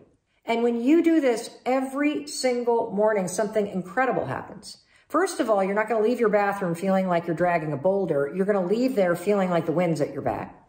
Secondly, you're going to have spent the morning, the first thing in the morning, by taking a moment and being with yourself. And not seeing your face and picking yourself apart, but actually seeing the person that's underneath the skin, the soul that's behind the face. You are going to shut the critic up. You're going to silence your to-do list. And when you raise your hand like this, it also prompts you to think about the game you're playing. So now you got a moment to be like, oh yeah, yay me. I'm still here. I can make today a good day. In fact, what game do I want to play today? Just for me. So that's the first thing that you're going to do. You're going to high five yourself, take the high five challenge, which is high five yourself 5 days in a row in the mirror, take a photo of it, post it on your story, tag me so I can cheer for you, and start to notice what happens. Something weird happens by day 4 when you get out of bed. You're going to have this weird feeling that you've never had. You're going to feel like you're looking forward to seeing yourself in the mirror because something weird happens when you start to really be present with yourself. When you normally walk in the bathroom and you ignore yourself, you're alone. I think a lot of us feel like we're alone in our lives.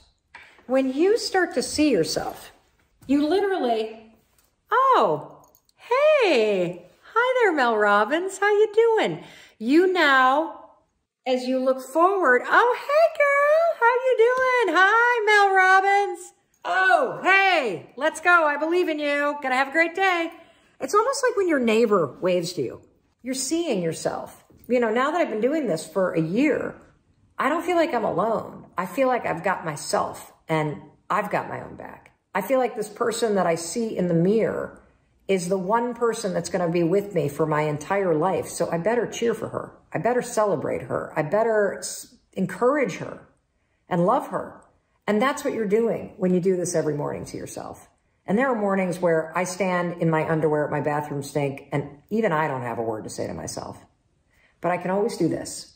And it always lifts my mood. And it is creating that deep connection within me to myself. And that's what builds your confidence. Confidence is being comfortable in your own skin. Confidence is knowing that you have your own back. Confidence is knowing that you can face something. Confidence is believing in your ability to face or survive or try something and be better.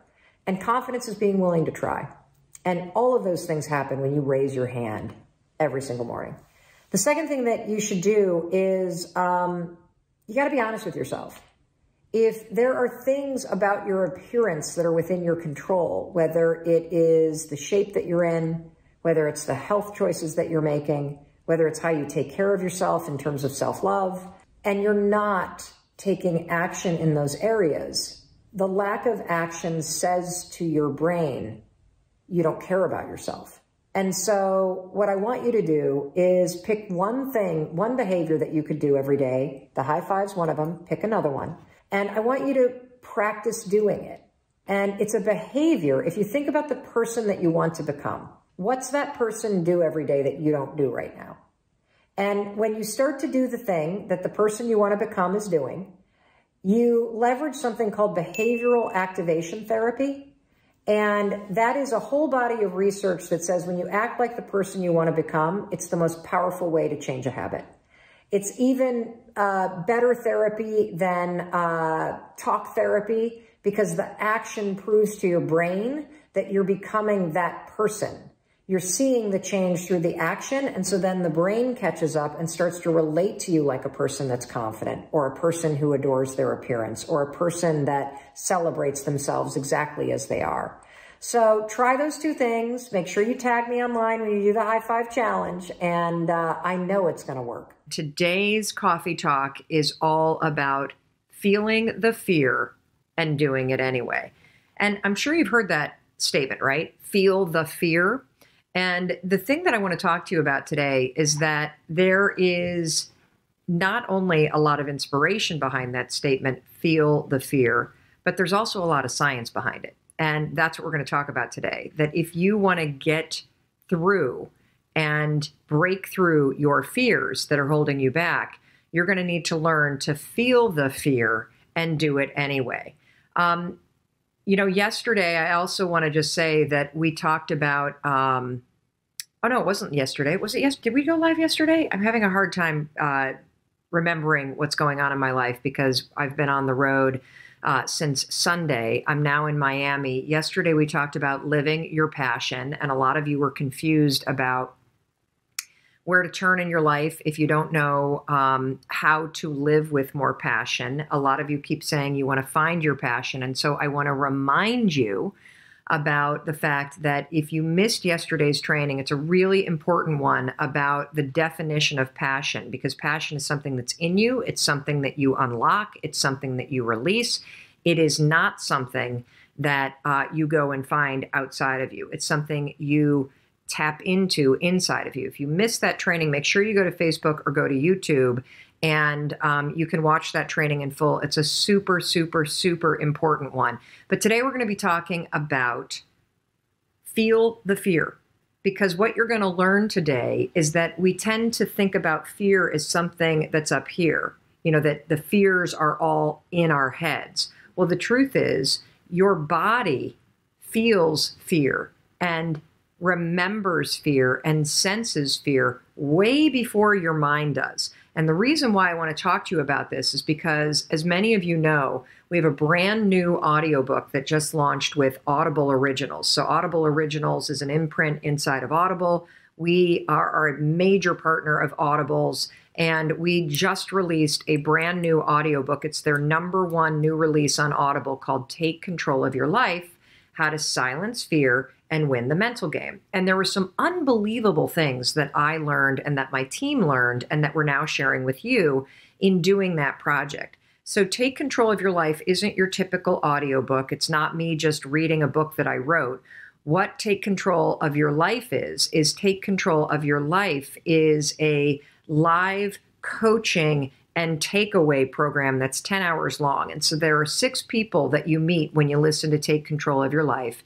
And they have fears, just like you have fears that are holding them back, just like you have fears that hold you back, fears that impact your life in a negative way. And we go session by session for 6 sessions. You listen to the coaching session, you hear about somebody else's fear, you hear me coaching this person live. And then I spend like 45 minutes unpacking the entire coaching session for you. And on top of it, you guys, there's a 55-page workbook that our team designed that goes along as a companion to this audiobook. And you don't even need to buy the audiobook to get the workbook or to get the takeaways, because I'm giving you the takeaways for free here on our live stream. So if you want the audiobook, just go to melrobbins.com/take control and you can download the audiobook.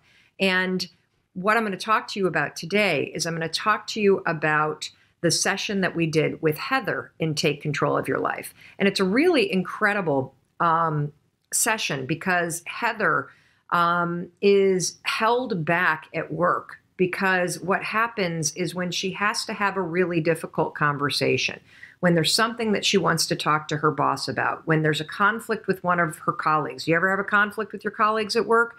Ever feel like you work in a toxic work environment? Well, this is something that you need to understand. Sometimes the toxicity in your work environment is about the other people.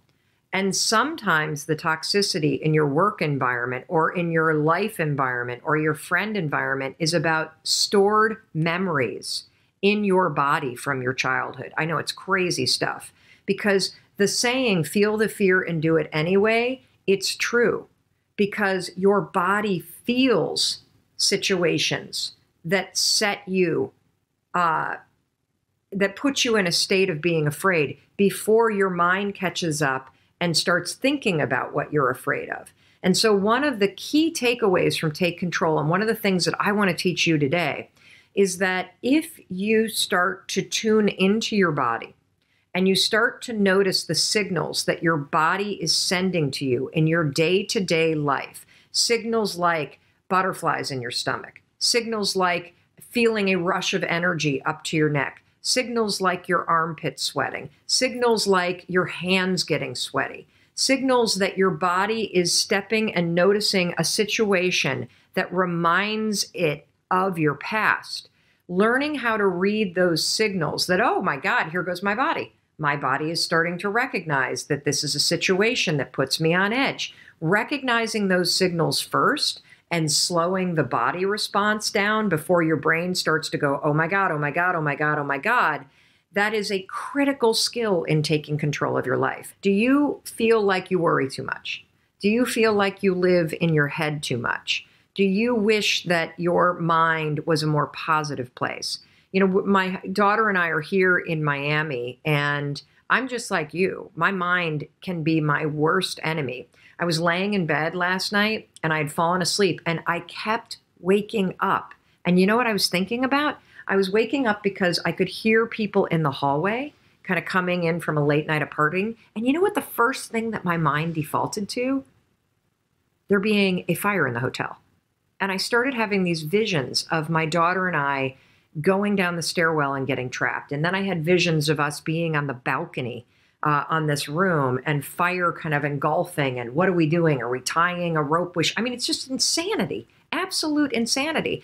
And I used the techniques that I teach you. I went 5, 4, 3, 2, 1. I am not thinking about this. And the thought disappeared because I constantly reset my mindset. And, you know, one of the reasons why I'm telling you this is if you are tired of feeling negative, if you feel often that your own thoughts are the things that trip you up in life, that you wish that your mind were more positive, I'm telling you that I'm the same way.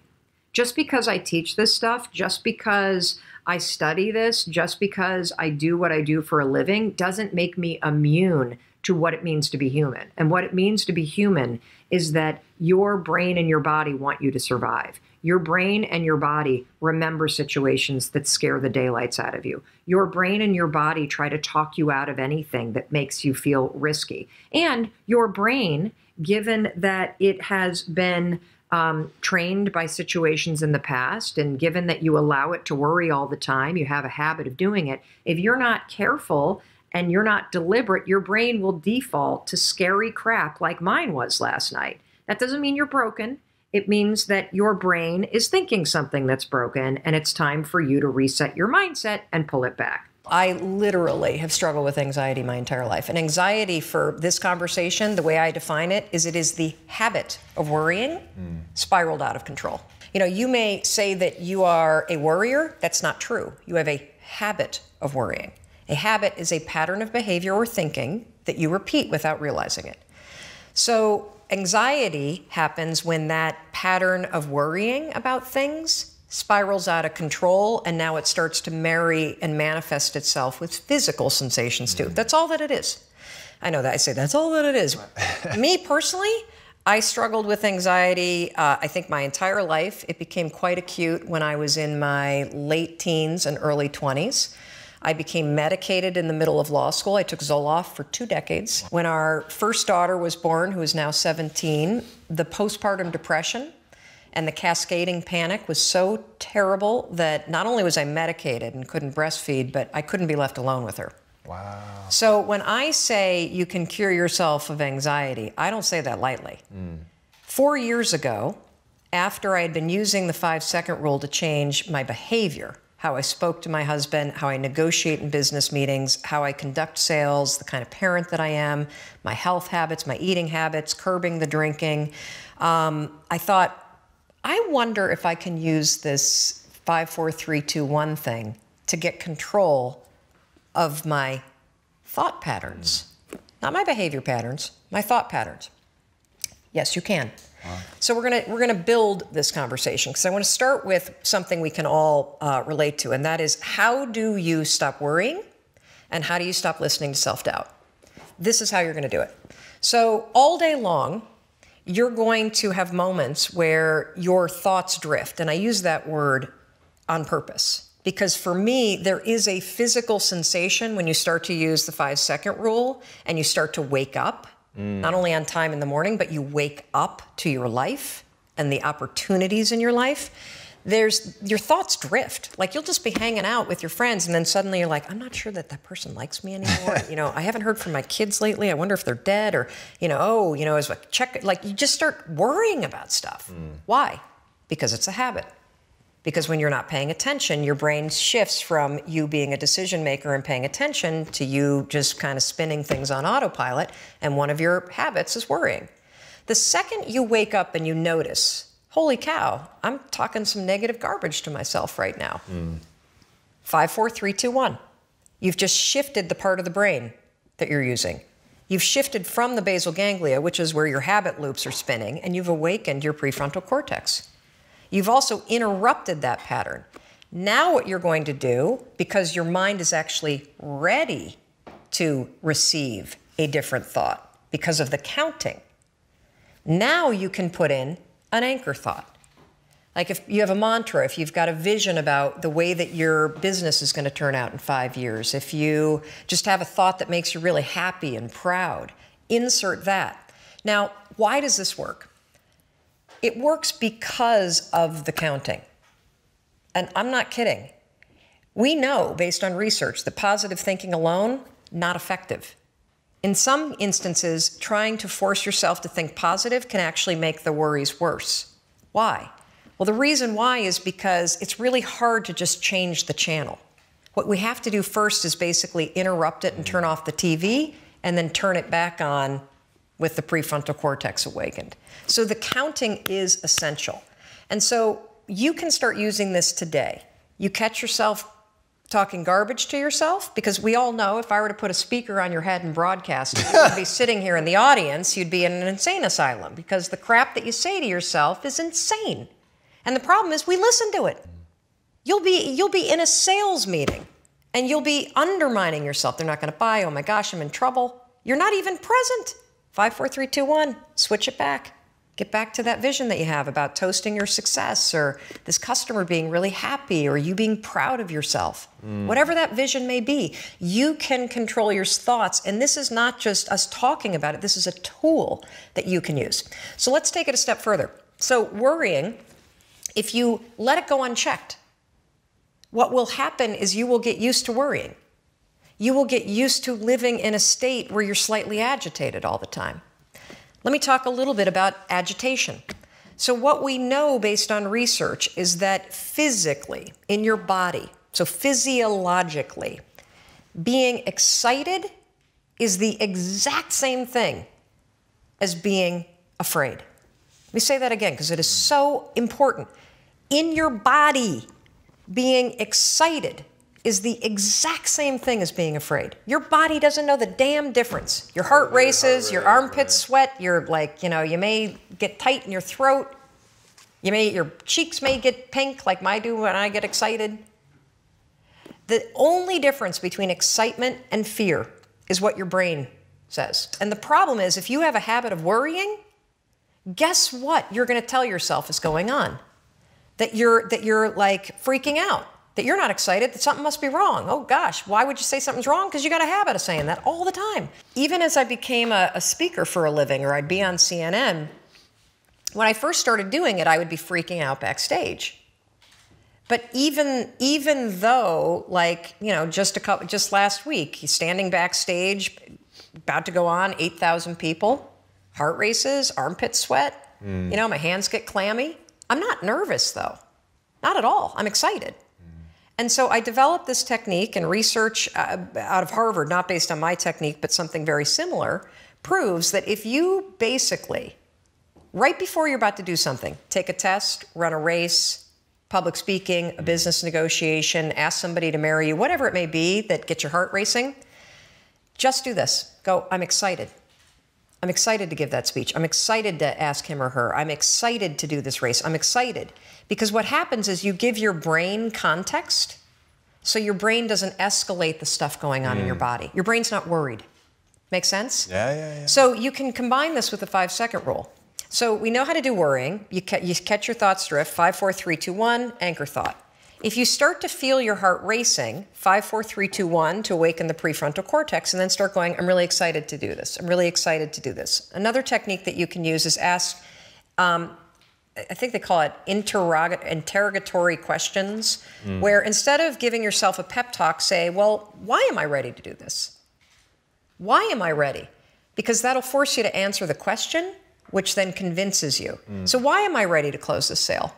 Why am I ready to give this speech? Why am I ready? So those are two strategies that you can use backed by science that are proven to actually make your performance be much better.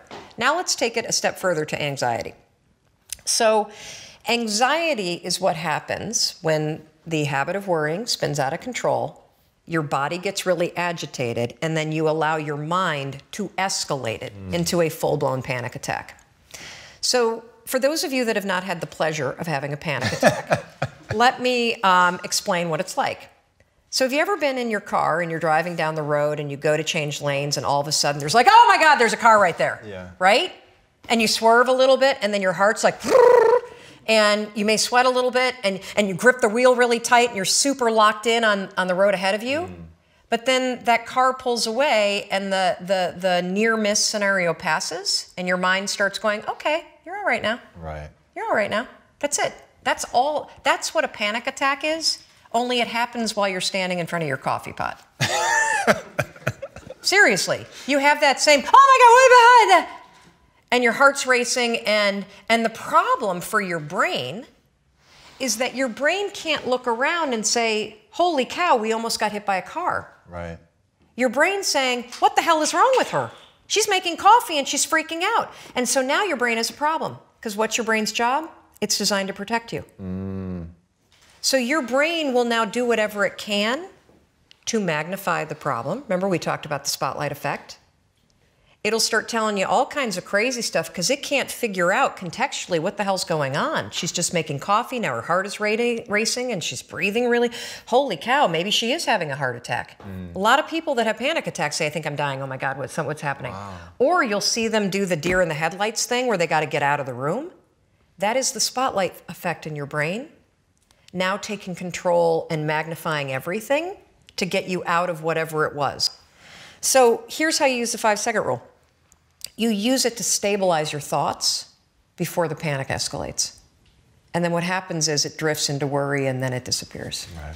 So the second you feel worry, you catch it, you train yourself to do that. If you start feeling yourself getting, your heart racing, you can 5, 4, 3, 2, 1 and use the I'm excited, I'm excited.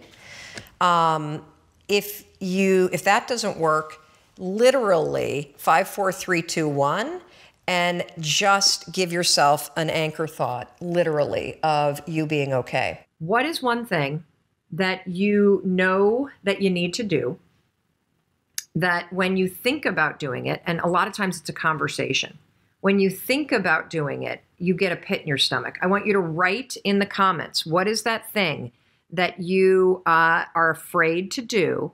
You know you should do it. It's probably a conversation. And, oh, here we go. My 29-year-old son came home. He's living with us temporarily. He's bringing women home late night from the bars. He's a lot like his father, so very confrontational. Having that conversation gives you a pit. Starting writing my book, having a conversation with my coach, leaving my home, driving, asking for my raise that I'm worth, quitting my job, calling that prospect in my business, paying my taxes, paying my bills, working out in front of other people, doing a presentation. These are all driving to another state in busy traffic, reaching out to new clients. Excellent. Opening up a business. So as you think about this thing that you want, what immediately happens is you feel a pit in your stomach. That's what happens before your mind even goes, oh, I'm scared to call prospects. Oh, I'm scared to leave a secure job. Oh, I'm scared to write this new script. Oh, I'm scared to lose weight. I'm scared to address the issues in my marriage. I'm scared to talk to my husband about money. I'm scared to stand up for myself. I'm scared to act as I feel I should because I'm scared about the negative consequences. Your brain doesn't even process it yet.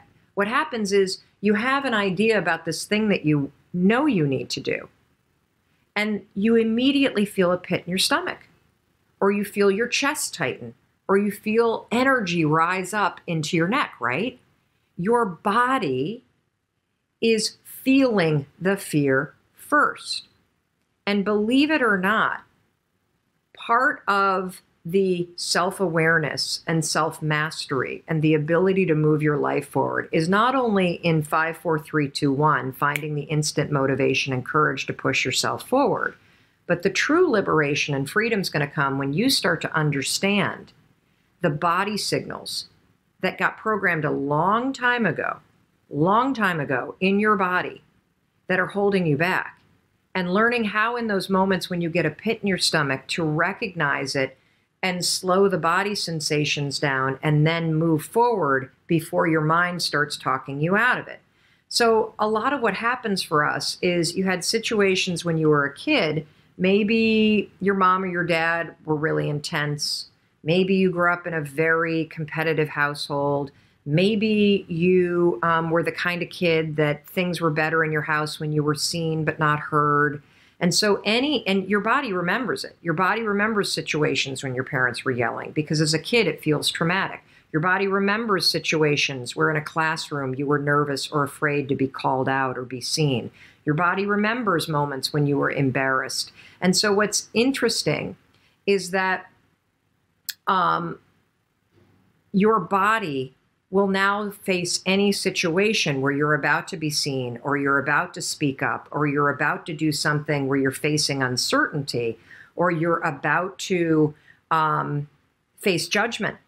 And your body remembers those situations and it starts to get nervous or agitated or on edge because it knows, oh my God, you're about to do something that's going to expose you. And your body wants to keep you safe. That's why your stomach starts to go grumbly. That's why your chest starts to get tight because you are about to do something that exposes you. You're about to do something that is new. You're about to do something that is scary. And your body wants to try to protect you. Now, your body's misreading the situation, by the way.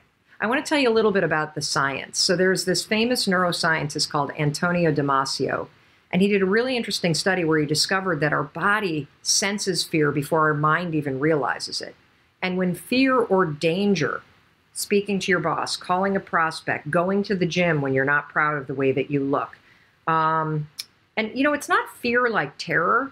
It's more that low-grade agitation in your body. I felt it yesterday because I went to a boot camp class yesterday and I'm not in good shape and I don't do boot camp classes. And Kendall and I are staying at this hotel where, holy cow, everybody seems like there's some sort of professional weightlifter or Instagram model. And so it was really intimidating. And I could feel that agitation in my body.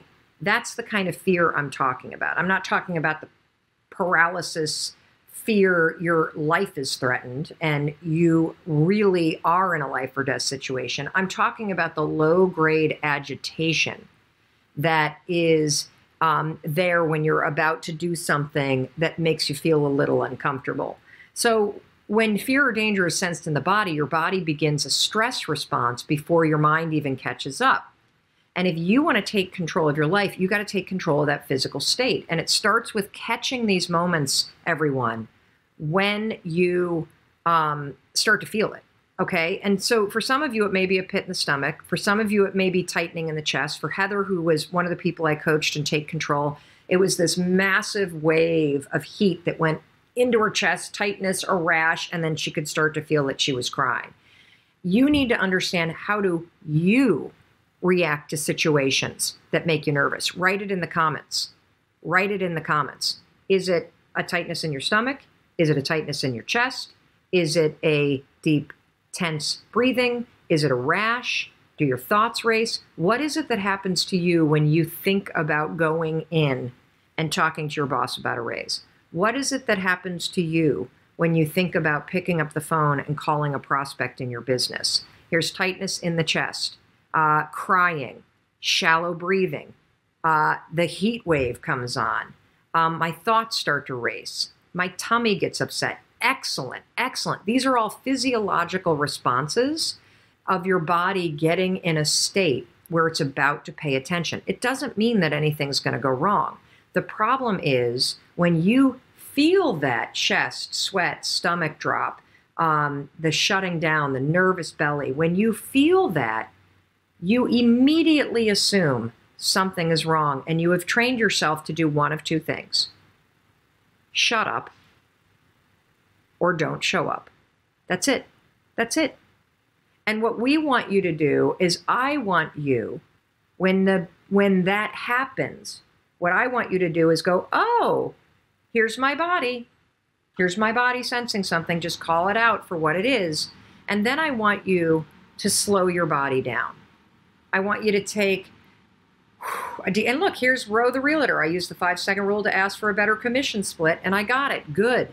Because here's the other interesting piece of science. You know that wave that you feel, or your tongue gets numb, or you get tightness in your cheeks, or you freeze? You know when that happens? based on the science, there is only a 90-second chemical release in your body. It's called the 90-second rule. When your body stomach starts to flutter, when your heart starts to race, when you feel this feeling of fear that you have that's unique to you, based on the science, there's a 90-second rule, and all of the chemical release that's happening because your body is going into a state of being alert, it only sticks around for 90 seconds. As long as you don't let your thoughts race. If your thoughts start to race, you'll start to agitate the situation. I'm going to be talking to you about the connection between worrying and anxiety, and how it is critical if you want to quiet your anxiety, if you want to stop worrying, if you want to get control over what you're thinking about. It's going to begin with a habit that you have, that somebody else trained you, that you've gotten really good at this habit. And you know what the habit is? It's the habit of worrying. We all do it. We're all guilty of it. We're all guilty of, sorry, let me just move that a little bit. We're all guilty of worrying about things that are beyond our control, worrying about things that doesn't matter, worrying about things that we shouldn't care about. Sorry, I've got the streaming lights anymore. Hold on, let me just ask Mandy a question.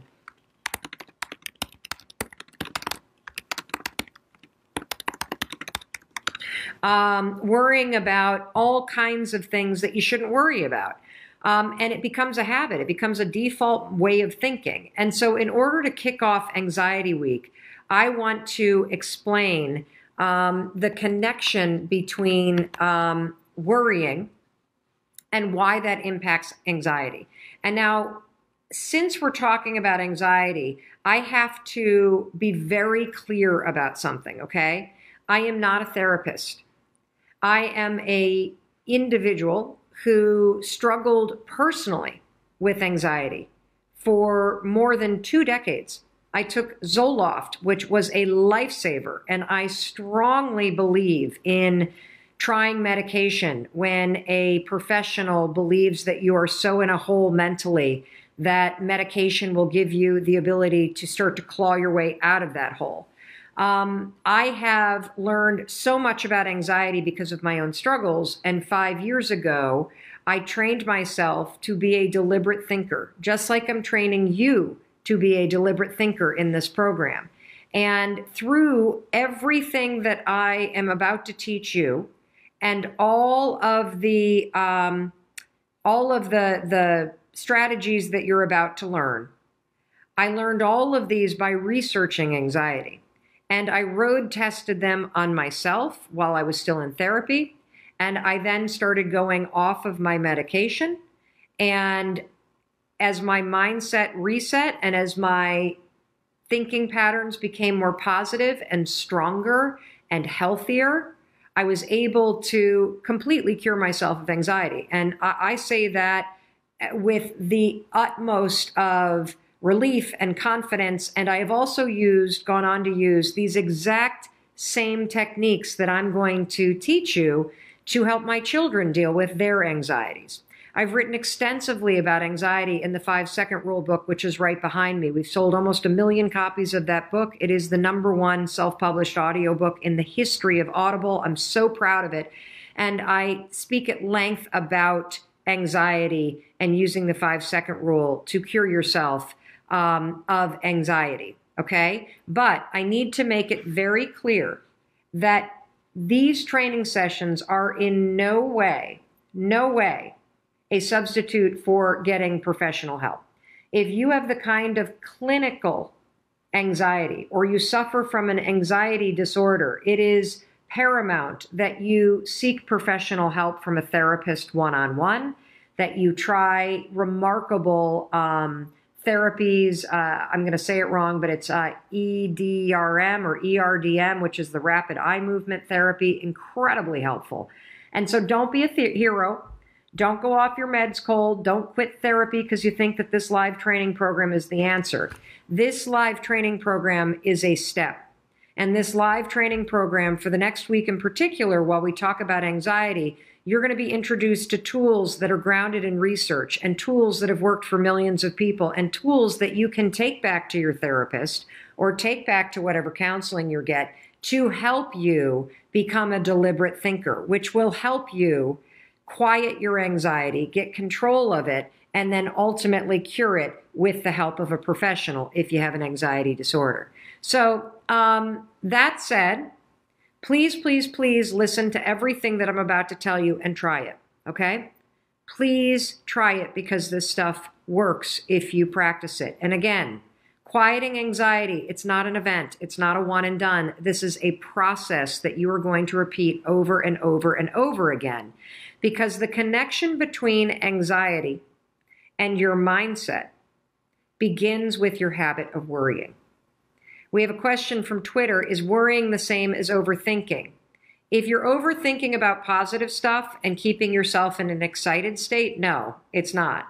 If you're overthinking and the overthinking is you spinning scenarios in your mind that are negative, yes. Overthinking is another word when it's negative for worrying on overdrive. It means that you worry in loops and you keep repeating the worry over and over and over as if you were washing the same load of laundry over and over and over again.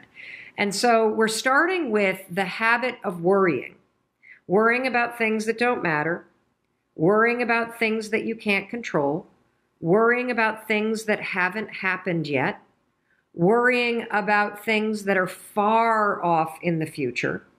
When you start to train yourself to think about things that are not in your control, or think about things that are statistically likely never to happen, that is when you can get into trouble. And that's why we're going to start with worrying.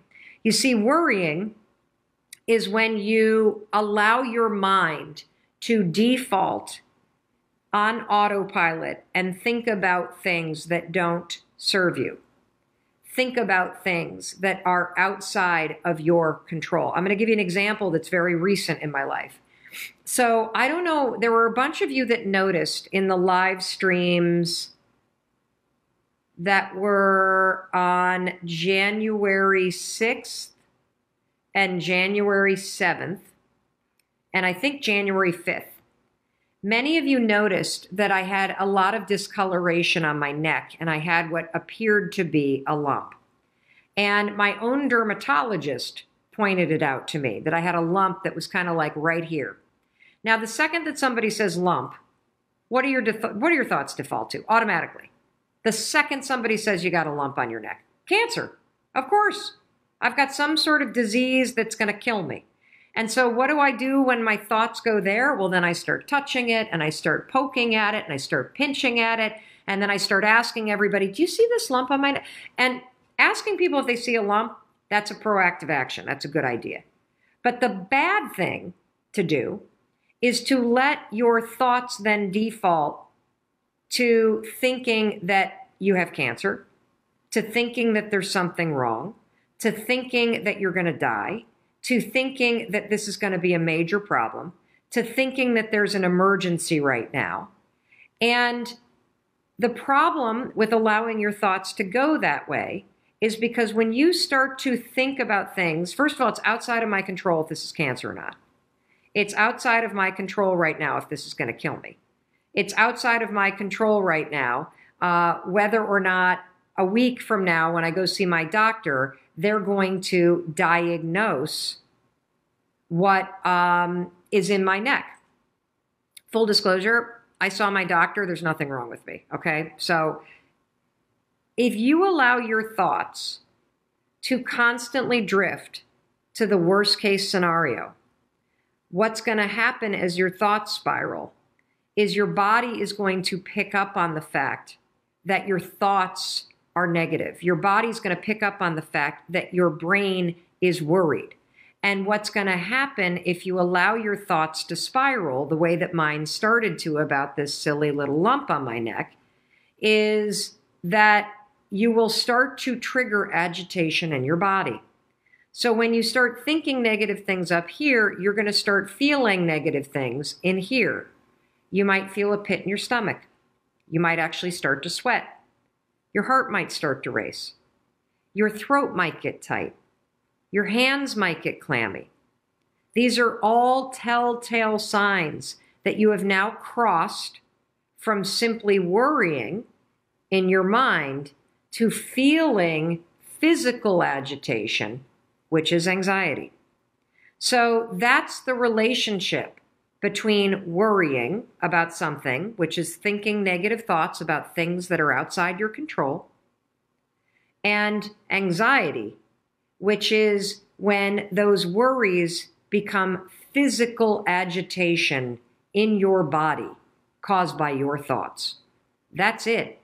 And so it's critical for you, if you have anxiety, if your kids have anxiety, if you're a chronic worrier, if you lay awake at night thinking about all these things that you need to do, we're going to go through all of this and all kinds of things that you can do to start to address this.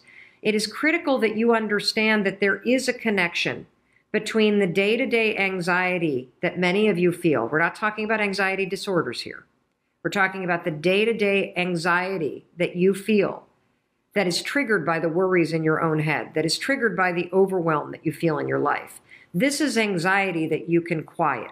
This is anxiety that you can get control of, because this form of anxiety is all triggered by your habit of worrying about things beyond your control. Worrying about whether or not your boss is going to snap at you. Worrying about whether or not your spouse is going to be in a bad mood when you walk in. Worrying about things that you can't necessarily control. And so here's the thing that you want to do. When you have a worry, for example, being worried about a lump in your neck is a good thing because it'll get you to take action. So the second that I confirmed and I looked at the screenshots that many of you sent me and I checked it out in the mirror, that I had a little something right here, I made an appointment with my doctor. And then you know what I did for the rest of the week? I practiced the tools that we've already covered in videos 1 through 11. I practiced the tools of autopilot versus deliberate thinking. You see, you worry when you're on autopilot. When you direct your thoughts and you're deliberate, you're now in control of what you're doing. And if you don't know what I'm talking about, go to Mindset Reset, the playlist on YouTube, on our YouTube channel. And on video number 2 is all about autopilot versus deliberate thinking. So I would catch myself when I'd start to think about the lump. And I would go, nope, I'm not going to worry about that because I can't control it. I'll find out on my doctor's appointment if there's anything that I need to be concerned about. Until then, I'm going to not think about that. I'm going to think about this. And so day 4, when we talked about thinking this and not that, so this is video number 4, I used those tools all this week, everybody, in order to make sure that I didn't allow my habit of worrying about some lump on my neck turn into anxiety that I started to feel in my body. Does this make sense? Give me a thumbs up if this is making sense.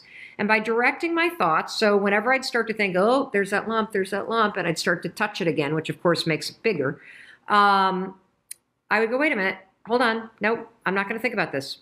I'm not going to worry about this. I'm going to be deliberate, and I'm going to think that I'm okay. And I started to train myself to go, I'm not going to worry about it until I have something to worry about.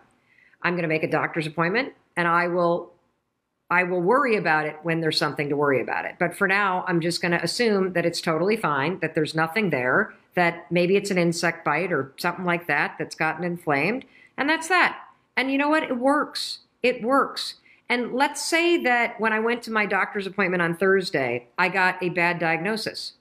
Well, guess what? Then there are decisions to make. Then there are things to be concerned about. I still am going to have to manage my worries, because if I start to allow myself to get anxious about a negative situation, I'm going to make it worse for myself, okay?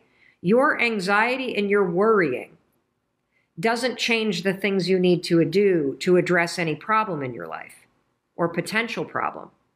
But worrying and causing yourself anxiety will make the potential problem worse, because you are going to make yourself feel worse.